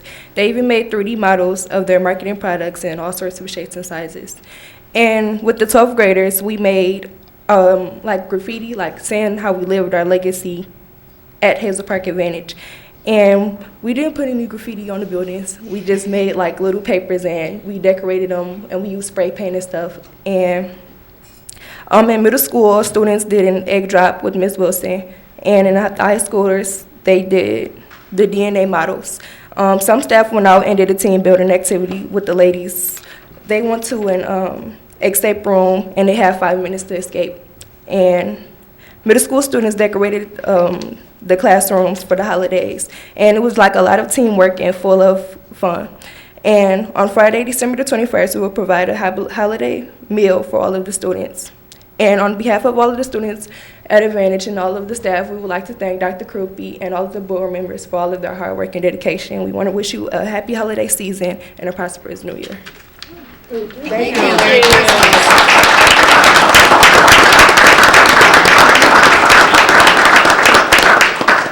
Did anybody have any follow-up questions for Leah? Okay. Thank you. All right. So moving on to item B, personnel recommendations. So our personnel recommendations are broken into groups to accommodate some of the conflicts on the school board. So first one is the HPASA. Can I get a motion, please? Move that the Board of Education accept the administration's recommendations for the HPASA employee group as presented. Support. Discussion. So I just want you to notice that we have hired our new principal for the Jardine Vocational Program, and she'll be starting on the 19th, and we're really excited to have her join us. She'll be coming from the Macomb area. Great. Is she in the audience tonight? He's not. Okay. Need her in the future. Yes, we'll make sure we get her here in January. Okay. All right. Supposed to be before we. Roll call. No. Yes. Hammonds, Yes. Hinton, Yes. Mr. Hempel, Yes. Mrs. Hempel, Yes. Schlock, Yes. Atkins. Yes. HPEA, can I get a motion for that group? Make a motion, we approve the, as written, for the HPEA. Support. Any discussion? Roll call?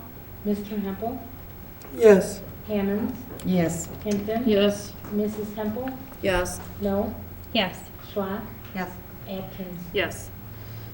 Next item is for the paraprofessionals, HPPA. Can I get a motion, please? I move the Board of Education accept the administration's recommendations for the HPPA employee group as presented. Support. Discussion? No. Roll call. Schlock, Yes. Hinton, Yes. Mr. Hempel, Abstain due to conflict. Hammonds, Yes. Mrs. Hempel, Abstain due to familial conflict. no. Abstain due to familial conflict. Atkins. Yes. Item D is our secretary IUOE group. Can I get a motion, please? I move the Board of Education accept the administration's recommendation for the IUOE employee group as presented. Support. Any discussion? Roll call. Schlock, Yes. no. Yes. Hinton, Yes. Mr. Hempel, Yes. Hammonds, Yes. Mrs. Hempel, Yes. Atkins. Abstain due to familial conflict? Item E, the unaffiliated employee group. I move that the Board of Education accept the administration's recommendation for the unaffiliated employee group as presented. Support. Discussion. Yes, I'd like to introduce our recommendation for IT manager, Brad Wilkins. Brad has been a very involved person in our community, so we're really excited that we were able to find someone that is highly qualified to be our IT manager right here that's been very involved in our very own community. Brad has a master's degree in IT and extensive IT background. Brad, do you want to say a few things before? Put you on the spot. Happy to be here. Looking forward to working with the staff, teachers, and kind of improving the technology in the schools for the kids. Great. Thank you. We're really thrilled to see this position filled as well, because I know that there's a need, and this is great. So, Question, what's the difference between a manager and a director? Because wasn't Jerome a director? He was hired as a manager. Okay. Well, I understand you, but I mean, what's the difference between the two? I thought we were looking for a director. Yeah. Okay. Dr. Kirby recommended him to me as the IT manager. Okay. All right. So when is his hiring date? Tomorrow or today? I don't have the start date. We don't have a date at this moment, depending when everything's brought in, and then seeing who will be here over the holiday recess, so that Brad would have someone to work with. Okay. All right. Sounds good. Thank you. Any other discussion? Okay, roll call. Schlock. Yes. Snow. Yes. Hinton. Yes. Mr. Hempel. Yes. Hammond. Yes. Mrs. Hempel. Yes. Atkins. Yes. Welcome, Brad. Yes, welcome. We're excited to have Good you. luck, Brad. Oh, I can say. And plus, now you got to work with your wife. All right, so I think that's the end of that. We can move into staffing. Item C, first item is a literacy math coach. Can I get a motion, please? I move that the Board of Education approve the hiring of one additional literacy math coach as requested. I support the motion. Discussion. And so in our previous recommendation, you saw that we had a resignation of our literacy coach. And given the cost of that current literacy coach and the extra dollars that we have in our 31A grant, we are recommending that we move to try to fill two literacy, but also make it a math coach. It's a conversation that we've been having for some time, needing a math coach. And if we are able to fill this structure, then each elementary building would have a part-time literacy/math coach. If we could build that, ideally, it would be best to have a full-time one in each building. We truly can't afford that, or nor do we have the grant dollars at this time. So we would look to have, and if we fill it from internally, what we would do is wait until the positions behind them could be filled. So for example, if a coach was shared between United Oaks and Hoover, a full-time person would be shared, and then they would be able to support the teachers back and forth with flexibility. We also know that at the junior high, they could benefit from having a literacy or a math coach as well that's able to go into the classrooms. Yes? So currently, we would be replacing the current literacy coach and then adding additional coach that would be split between the two. Yes. Correct. Okay. And we would be using this out of 31A entitled dollars? Yes. Okay. And my final question, how will this impact our students if, we can have this person come through? Well, we know that would be focused on the scores. So currently, what we did is we had one person going between all the elementary schools, which is virtually impossible. We know with the third grade reading law that this is very important. And with 31A, one of the focuses that we need to do is on the area of mathematics. So if we find, last year, one of the things that the legislature pushed off was the change in your at-risk students in the 31A. So you have to be able to show there's growth. And so if not, you're going to have to be using 50% of your 31A funds anyway, focused on MTSS, which your coaches are going to be a part of. So we're going to have to see if that's what comes into play this year.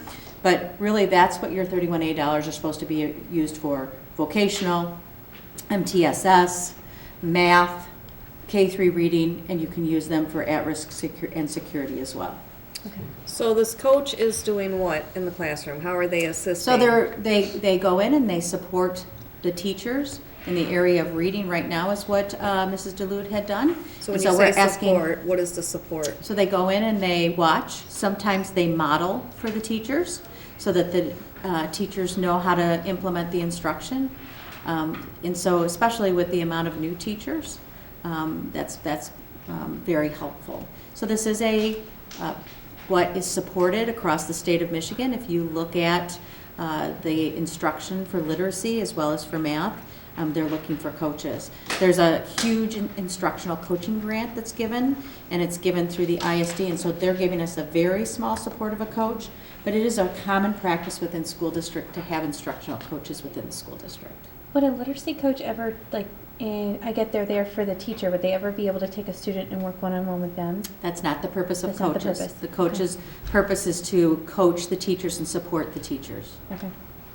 I have a question. Are they going to be designated certain days, or are they just going to float? Like Monday will be Hoover, Tuesday, or will they We will just not do be- that to them. They will work with the principal and the teachers based upon that. And the reason that's good, right, is that if you need to be with these new teachers on this day, then you can split and go to these. So what happens is they work their schedule out with the principals and with the teachers on a weekly basis, and they send it out. But they might want to go in the morning 1 week at one school and then the afternoon to hit the other teachers in the other school.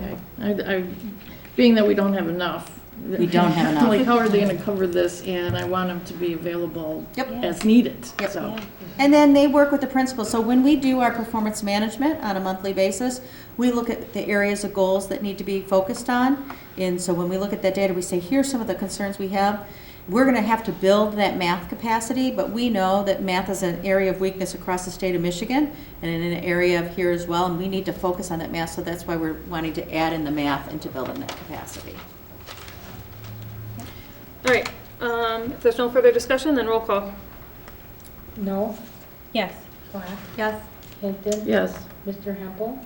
Yes. Hammonds. Yes. Mrs. Hempel. Yes. Atkins. Yes. All right, next request was for an additional resource room teacher. Can I get a motion? Move that the Board of Education approve the hiring of one additional research room teacher as presented. Support. Discussion. I need to make one correction, that this position will not be funded through 31A dollars. This will be funded out of the general fund that'll help with reimbursements for special education funding. So I apologize, I thought this memo was corrected. I think it must have gotten uploaded ahead of time.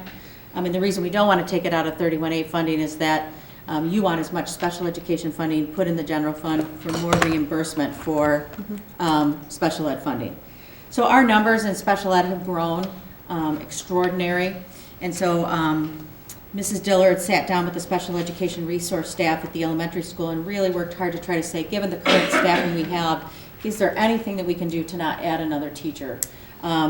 And there really isn't. And we have said we need Plan A and Plan B and Plan C, and that is because we know there's an extreme shortage of special education teachers.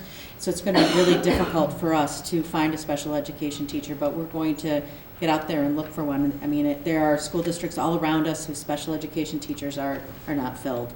But our numbers are extremely high. Caseloads are extremely high for our teachers.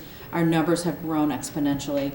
So we really don't have a choice, because we're going to be out of limit for what our teachers can hold on their caseload. Plus, the minutes are exceedingly high for our students. What's the cost factor? Well, it could be anywhere from $31,000 to $55,000, depending on the years of experience. And the potential of getting some of it back from? I can't answer how that cost goes. That would. So possible. Well, you do From get a the cost center based program. upon. No, it's not a center program. This is in the general fund. This is. Well, yeah, no, in the general fund, but you said in special education, there's a possibility of getting monies from there. Okay, so different. Center program is very, very different. There's a different special ed reimbursement formula that goes on the amount you spend for special ed, you get that back. So it's very separate from just the center fund programs is a very different fund. This is special education in our own programs. And because we've reduced every year our special education funding, we've received less special ed reimbursement. Right. Yeah, but it's not center fund. Right, it's it's very not part of the different. center fund. What you're saying is there's a possibility of getting it back through special education funds. Yes. Right. But not sure what percentage that we will get. So based on that, there's possibility that still some of it comes out of general fund and some comes out of special education. All right. All right. Thank you. All right. Okay, roll call. No. Yes. Henson. Yes. Mr. Hempel. Yes. Hammond. Yes. Mrs. Hempel. Yes. Schlock. Yes. Atkins. Yes. All right, moving on to item D for professional development. Can I get a motion? Move that the Board of Education approve the request to use 31A grant funds for professional development as needed in the amount not to exceed $10,000. A second. Any discussion? Yes. We would like to utilize some of the dollars that have not been allocated in 31A that after our finance department has kind of taken a look at our 31A dollars and see about providing some professional development outside the school day paid for teachers. One of the things that's become exceedingly difficult is to provide professional development during the day because the barrier to doing that are substitutes. And so we're hoping that if we can provide some reimbursement for teachers to attend some things that they identify that is needed outside the school day and pay for that they will be able to come. And so we've taken an allocation that might not necessarily be all spent, but give that opportunity for them to be reimbursed for attending some high-quality professional development outside the school day, with topics yet to be determined based upon some identified needs. Okay. Any discussion? How would you identify those needs? Would you do like a little? We'll do a Google survey and reach out to them. Plus, we have our district network meeting in the morning. They're going to be identifying and talking about some things that they believe for the new year, and then we'll be reaching out with some other groups as well and asking them what they may be looking for. I think it'd be great. I think our teachers are looking for some knowledge. So this is to send our teachers to class, not for to help the students? Yes, this is for after-school professional development for our teachers. Okay. Okay. All right, roll call. No. Yes.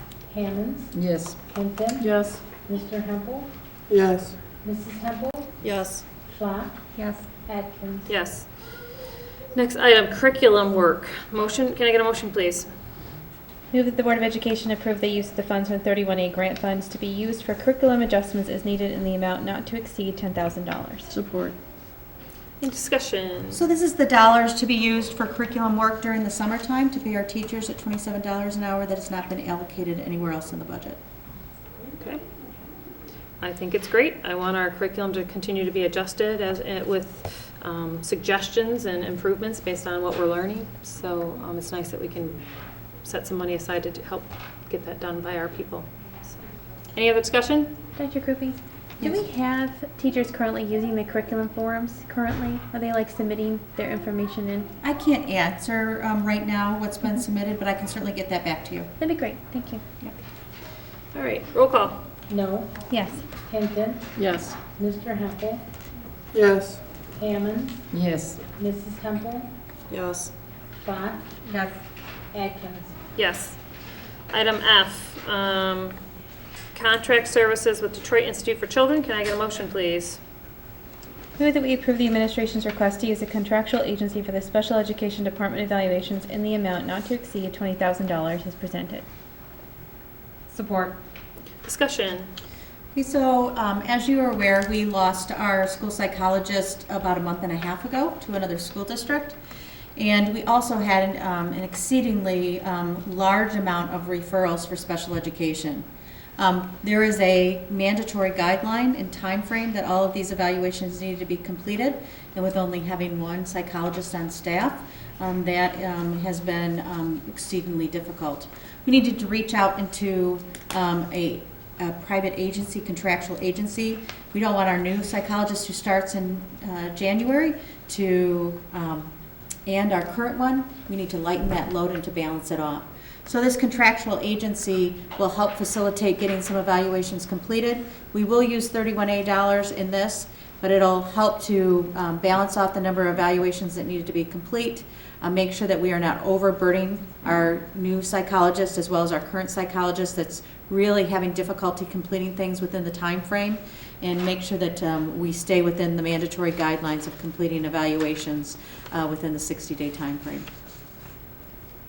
Any discussion from the board? Yes, this company, this contract with them, is this a one-time or is this open? Up to 20, you are giving permissions not to exceed $20,000. But if we get the caseload by January, I would like probably more or less a time frame. When it's done, it's done. Because if we're going to be hiring 2 staff people, once the caseload is lowered, there's no reason to be even using it. Well, we wouldn't continue, but I can tell you that it'll take a little while, 60 days at least, school days, maybe more, to complete those. We don't have enough school psychologists in our school district. 2 is not enough for the number of case studies that we need to have completed and the number of evaluations. Any parent or teacher can request a case study, and the teams have to decide whether or not they can evaluate them or if they should be evaluated. And the number of evaluations exceed the amount that 2 psychologists can complete within that time frame. And so that's the problem that we have on our hands. You give us a permission to spend up to $5,000, which is why this is brought to you with a not to exceed $20,000. So what would happen is if we got to that point and we weren't still be able to live within our time frames of getting things done in a timely manner to meet our guidelines, to keep us within the guidelines of the law, then we would come back to you and say, listen, these are the time frames, these are how many evals need to be done, and we're not able to do it. I need to ask you for something else. So we wouldn't go over 20,000 without your approval. You've given us that blessing, and that's it. If we do more, we'll come back to you. Now, can a parent use a doctor's evaluation, like if they paid for their own outside? A medical evaluation is different than a school-based evaluation. So even a doctor can't say you must have an IEP or what have you. An educational evaluation is different than a medical evaluation. So it doesn't mean that they wouldn't qualify. It just means that an educational evaluation is much different. And so the only person that decides is an educational team here in the school district that has many different players involved. Psychologist, social worker, the general education teacher has to be involved, the special education teacher, and any other related services that have to be involved. And of course the parent. The parent can include that medical evaluation to be considered, but it's to be considered, not necessarily definitely a part of that. Thank you. Okay. Any other discussion? Roll call. No. Yes. Schlock. Yes. Hinton. Yes. Mr. Hempel. Yes. Hammonds. Yes. Mrs. Hempel. Yes. Atkins. Yes. All right, item G, tankless water heaters. Can I get a motion, please? Move that the Board of Education approve the replacement of tankless water heaters at Webb Elementary and Hazel Park High School as presented. Support. Discussion. Did you want to speak to this? You want me to speak to it? Do you want? You have to buy it. You have to be by a microphone. You have to get up. Please. Thank you. I'm happy to do it if you want me to. But no, you can go ahead. I was kidding.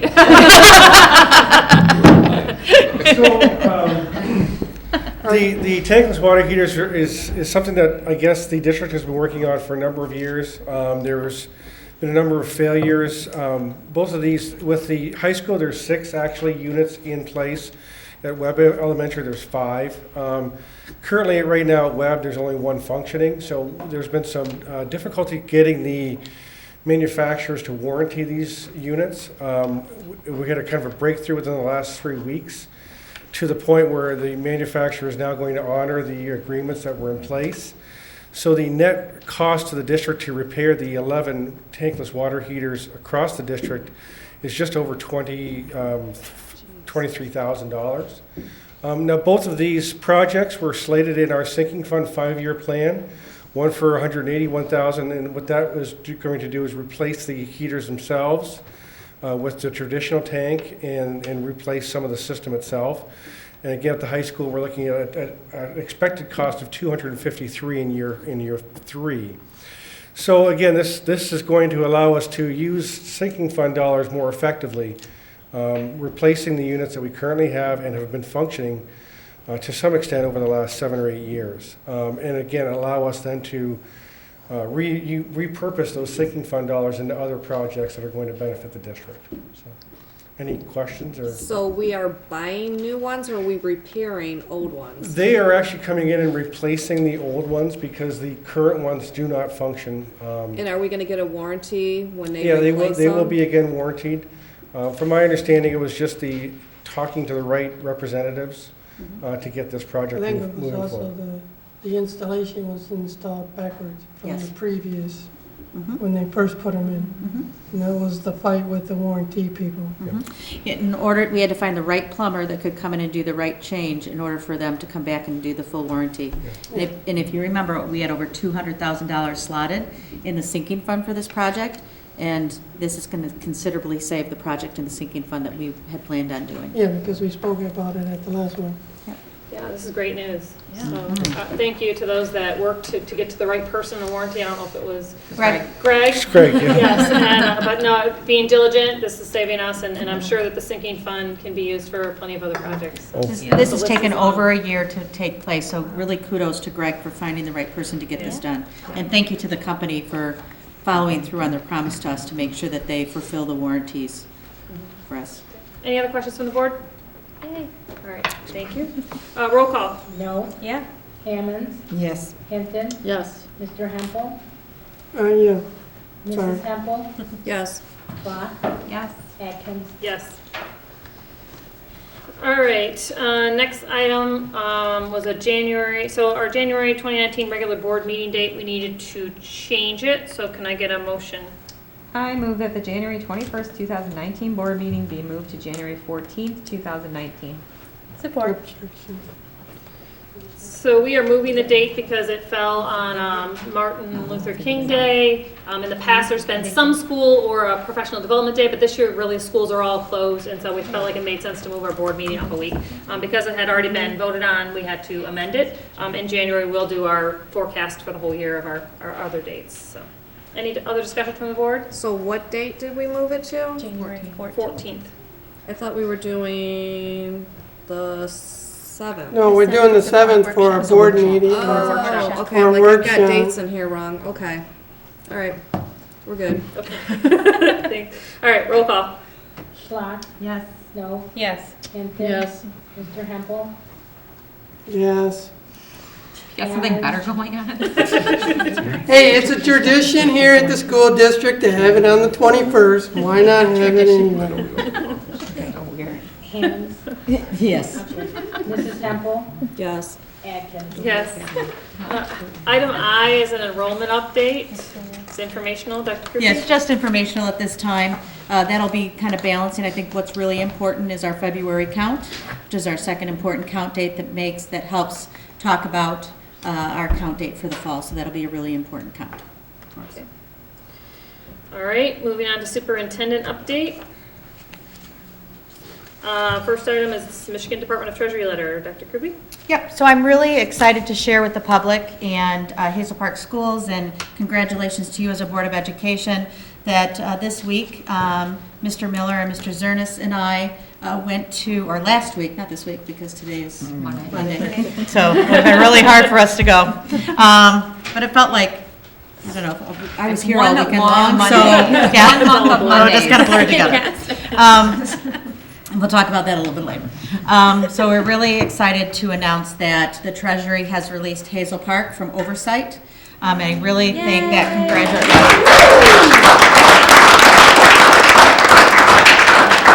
So that congratulations really needs to go to the staff of Hazel Park, because without those tremendous cuts that the staff of Hazel Park has taken and continues to take, we would have never gotten to the point we're at.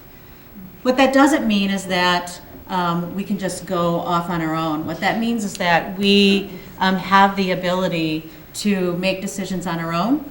We have the ability to approve contracts on our own, make decisions on our own, because they believe that the Hazel Park Board of Education and administrators are fiscally responsible and will make good decisions. On a monthly basis, we will still turn in our EDEP, which shows that we are still moving in the correct direction. It is expected that at the end of the year, we're still following that EDEP plan, and we are still reducing that deficit. So kudos to you as board members, as you have led the school district, and also kudos and thank you to the Oakland ISD, who has guided us and helped move us in the right direction over the last 3 years. It is a monumental task to reduce $4 million in debt over a 3-year period of time.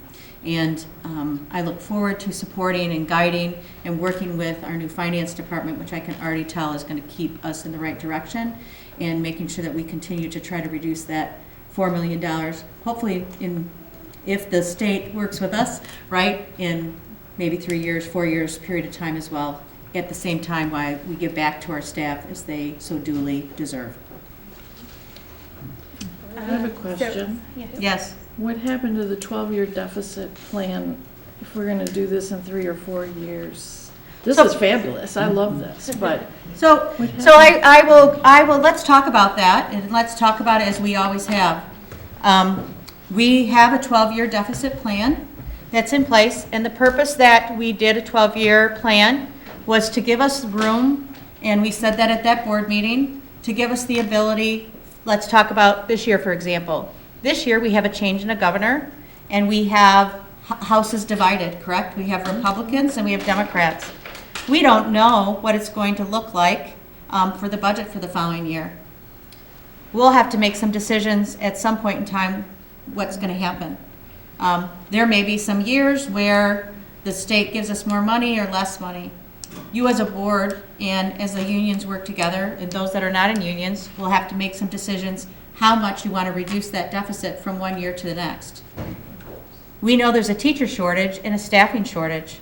If you choose to go too far and you don't compensate your staff members back, we're going to run into a situation where we're going to be competing with other school districts and not be able to get staff because there's such an incredible shortage. It took us over 3 weeks just to get an applicant for our early 5 classroom. In years before, you used to be able to find kindergarten and early 5 teachers a dime a dozen, right? Because everybody wants to be a kindergarten teacher. That would not be a class that we would have to worry about. So we need to find that balance as a school district about how fast. So if we continue to do well as we are, and we might have some other revenue things that we come upon, we would hope that we could do equally as well as we have in the last 3 years and reduce that. But what the 12-year deficit does is give us the opportunity if there's some stumbling blocks or some things that are happening in the financial world. So we have 12 years. If it takes us 3, that's wonderful. If it takes us 4, that's great. But in the meantime, there's going to have to be decisions that are made by the school district about what we need to do to make sure that we retain and keep highly qualified staff members in Hazel Park schools. I inquired, I brought that up because I was confused when you said it would be 3 or 4 years. So I was just asking for clarification, and I'm not against not having money and not giving teachers more money. Had nothing to do with it. I was really pleased to hear you say 3 or 4 years when I know we've talked 12, and I'm like, what happened? So I just wanted clarification. Thank you. When did we approve it? I think that's wonderful, providing that extra knowledge for our community. I think that we talk about it all the time, and I think we know it. What I understand from this, and that's the clarification I want to know, is that they're releasing it for us from their oversight with asking permission to do the contracts and different things like that. We're still having to follow the EDEP with our monthly reporting requirements, correct? Yes, we turn in the monthly EDEPs to show that we are still being fiscally responsible. And I want to clarify, we would hope that we could continue down the same path, but the 12-year EDEP gives us flexibility to take longer. And so we need to ebb and flow based upon what the financial outlook is in Michigan and in the economy. The 12-year plan has and always will give us the flexibility to do what we need to do so that we can keep and retain teachers. And I know in any means, by the question, want to intimate that anyone does not support teachers, because that is certainly not my mean that you mean that. What I truly am saying is that if it takes us 3 years, that'd be great, but we could take up to 12 years. This school district has been in deficit, as you guys all know, for a very long period of time. I have a big, thick folder of it. Certainly is everybody's goal to get out, but we don't want to get out on the back of not being able to keep our teachers. Our students deserve the very best qualified teachers, and our teachers deserve, and our staff, secretaries, custodians, maintenance, I don't want to leave anyone out, paraprofessionals. We deserve to have highly qualified staff, bus drivers. Administration. Thank you. I'm very excited about this, and I think it goes to talk about your leadership coming here, Dr. Kruppe, and the administrators here, and that all those are very educated people who manage our programs very well. We're a very complex district. And so hats off to you guys around the table, and we still got our work ahead of us, so yes, we do. Forward to it. It's not to make it as a poster and put it up. A lot of great news moving into 2019. I'm excited. That is good. When did we approve the 12-year? 2 months ago. A few months ago. June, May or June, and we're still under the 12-year. Well, I understand. Yeah. I didn't know when I was looking for it, trying to figure out when we did approve it. All right. All right, next item was holiday basket update, or donations that we're thinking. Right, so we've listed on here for you all the individuals that gave, and I'm sure there's more, but gave financial or gave pieces.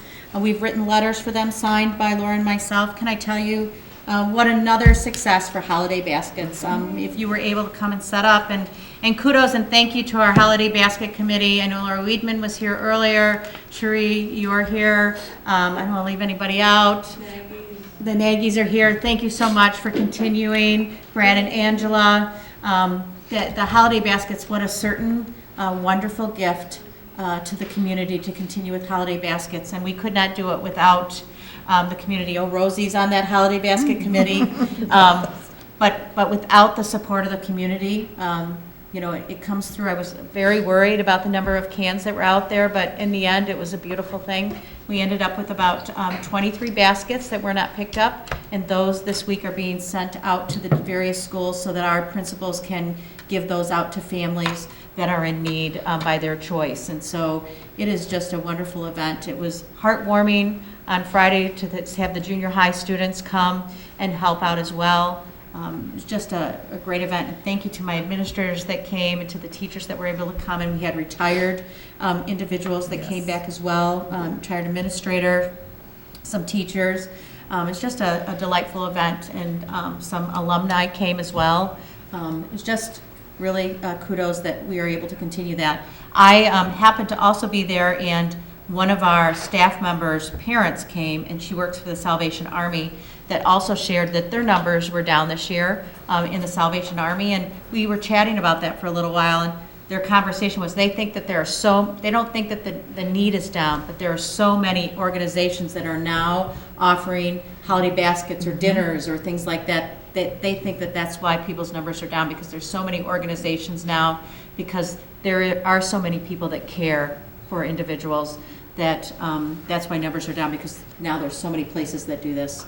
You were certainly on the forefront here in Hazel Park of doing the wonderful holiday baskets, and thank you for allowing me to be a part of that. It's a beautiful event. And the total number we had this year that we gave out? 175. 175. Yeah. Great. All right, last item on here was the Ruth Geisey Fund.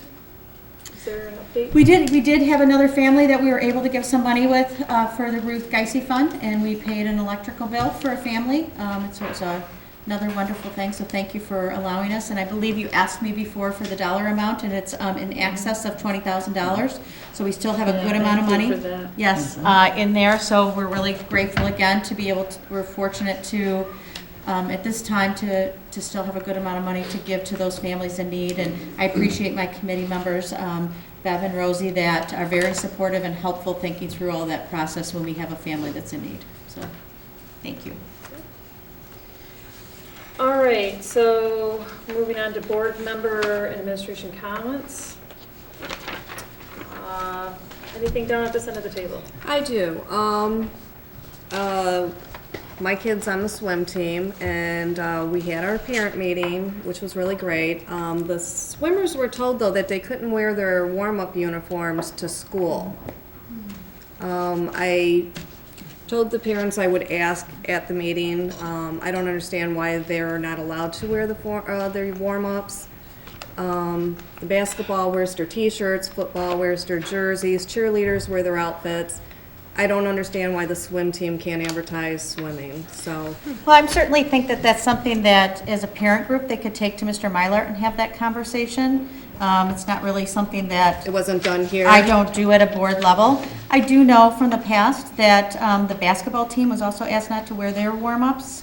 That's probably as far as I know. I had another parent call me, and I said that I would look into talking with Mr. Mylart, but that's really done at a building level at the athletic department. So I will inquire to Mr. Mylart, and then maybe we can send that to the parent group, but I think it's really there. Well, if we're going to do a workshop with him on swimming, maybe we can just incorporate maybe that together. Mm-hmm. Sure, if the board would like to have that workshop on swimming, we can incorporate that building-based decision there.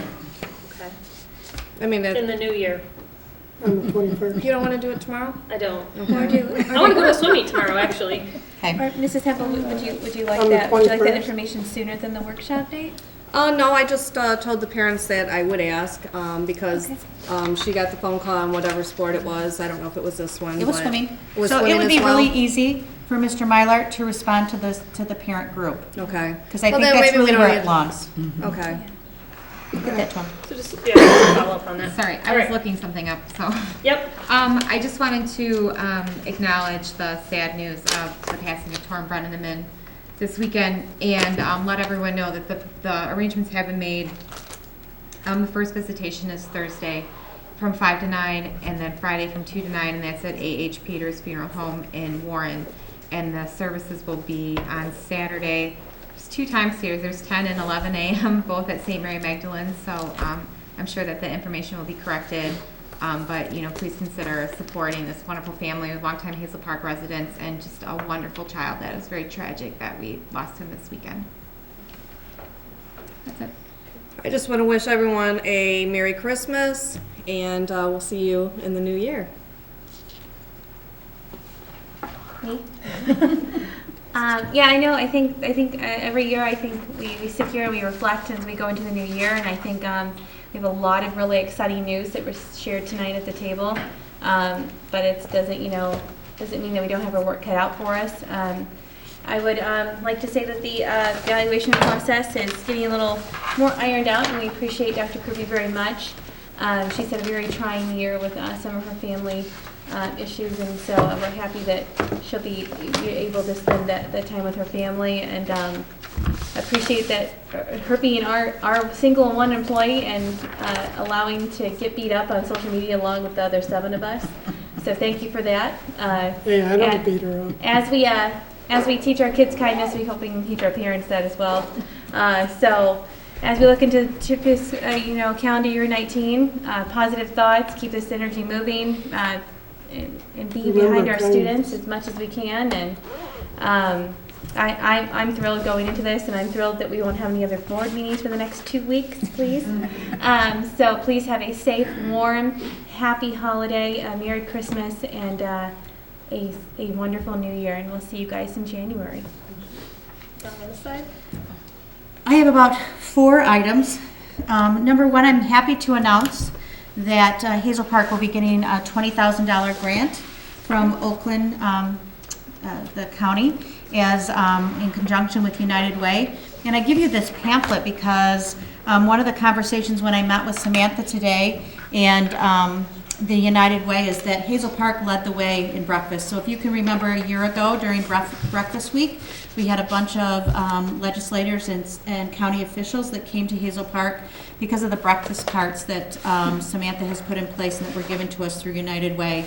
Well, Oakland County is now putting aside $500,000 as well as another organization in Oakland County $200,000, and there will be schools that will be given $5,000 grants to put those breakfast carts in place to emulate what Hazel Park Schools has done.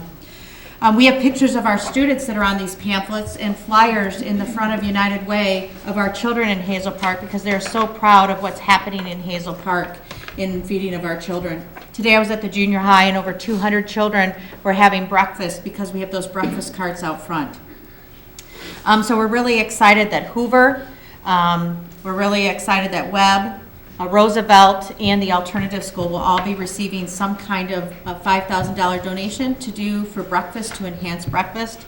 They also challenged us to look at best practice and to think and to consider changing our breakfast model to inside the classroom. And so I put that out there not to say that's what we need to do, but say that that's the way MDE in the state of Michigan is really encouraging. And the reason that they say that is that it, one, develops a bigger community inside your classrooms. It takes the first 15 minutes of the day and helps people sit inside the rooms and eat together. There's a case study on the right-hand side of the research about why it's important to have breakfast, as well as why it's important to eat together as a community inside the classroom, and research about how it calms the children together to start off their day together. And other children that might not eat together then would eat together, and they develop better relationships with children. So they're challenging us to think about that as the state of Michigan will be encouraging school districts across the state to have breakfast inside the classroom every morning. So kudos to Hazel Park, and kudos to United Way for continuing to shine on Hazel Park. And they said they'd be happy to come in here and have that conversation with you about how Hazel Park has led the way. And I said, I'm going to be more than happy to do that right tonight. So I would not take that moment to not do that. Another thing that I wanted to say was to really thank our amazing teachers and administrators for, we had great things going on. We had a great high school play, someone stole my thunder, great concerts. We had great craft sale going on, the holiday baskets, the senior concert. I did think too late, but I did live stream it. And if you didn't see Elvis, pick that up on my Facebook page. He was awesome. And sitting on some of those seniors' laps, it was hysterical. It was really wonderful. And then later on in my second part of my presentation, you can see a little guy from our schools singing Merry Christmas and Here Comes Santa Claus, and his eyes lit up when Santa Claus got up on stage. And even better, our own music teacher, Sherry Wright, singing Oh Holy Night, that brought tears to my eyes. And so if you didn't have a chance to see that, she was simply amazing. And really the cheers that were in the audience were outstanding. And our high school students were quite active as well, and you'll be able to see that on my Facebook page. But people really, I didn't think about it, but people that weren't able to come were joining that live stream and enjoying that. So I need to think a little harder on technology. Maybe somebody new from technology will help encourage me to think on that. I too want to point out the passing of Torrent. For me, that's very difficult because my husband is the same thing. So it was really hard on our family, but really tough. So, in baseball. So really tough. I know that this community is way behind that family. And finally, I am really grateful to have such an amazing administrative team. Secretarial, custodian staff, maintenance, paraprofessional, and teachers. And it's together that they make this Hazel Park team work. So thank you. Okay, I want to say thank you to Lisa Crouch Johnson for all her hard work for the senior concert. Yes, it's called the senior concert, but everybody's invited because everybody has a part in it. And the sing-along was excellent, and Sherry did an excellent job. She's also our volleyball coach. Yes, she is. And so thank you to everyone that participated, and our cook. She did an excellent job. We had delicious cookies. Thank you. Thank you. Merry Christmas. Merry Christmas to all, and to all a good night. I didn't have mine I'm not sleeping. I get money Mrs. for 'em. Demas, loved the presentation. Kids are priceless. When you hear, yeah, that was fabulous. And we've heard United Oaks, we've heard Webb. great things going on with our teachers and our kids and our schools. It's good, real good. Mr. Daly, loved that information too. I learned more from you tonight than I've learned in 6 months of what's happening with behavior and so on. I mean, it was concrete. I could see it. It wasn't words. So thank you. That took some time. And just want to wish everybody a Merry Christmas, Happy Holidays, and get some rest. I will echo some of the same sentiments. So sorry to hear about the passing of Torrin. I know this community really has been following that health battle, and really a loss, and I hope that the students were able to get the support they needed. I know that several letters went out to try and help them. I was able to attend the high school band concert. Was excellent. I enjoyed it. As Robin indicated, they did a new thing with joining the bands. The junior high band concert also was fantastic. I enjoyed the senior concert, so I've been trying to attend some of the things I can, and love the kindness posters. I feel like there's love in here today, so thank you so much for cheering us up with those. And that's it. Happy holidays. So. I have a question. Yep. Is there a choir concert Wednesday? Did I read that? I think there is. Yes. Wednesday, high school? Yes. High school? Yes. High school, There's a high school choir Weavers. concert Wednesday. I don't know what else there is this week. There's a junior high. There's junior high tomorrow. Tomorrow. Junior high tomorrow. And Hoover? United Oaks on Thursday? thought United Oaks was Last last week week. was Hoover is on Thursday. Hoover's. I make a motion that we adjourn. Not yet. Sing along. All right. The elected administer the oath of office to their three Jimmy returning. needs to do the official. So do we have to, What? You have the old. I do. All right. So Mr. Patterson is now going to administer the oath of office for those of us that were elected recently. do we have to adjourn, sign, dine, or no? Well, it's the same board, so we wouldn't have any business. Yes. Okay. What do you want us to do? Want to sit? You want to Stand stand? up We should and raise your stand. right Throw them in hand. front, throw them in Come on, front. down front. Let's go. Stand. No, okay. Raise your right hand. We're in Do you solemnly swear or affirm that you will support the Constitution of the United States and the Constitution of this state, and that you will faithfully discharge the duties of office of member of the school district of the city of Hazel Park, I get the legal name, according to the best of your ability? I do. I do. I do. I do. Welcome aboard again. All right. Thank you. All right, now we adjourn the meeting. I support it. All right. Move to adjourn.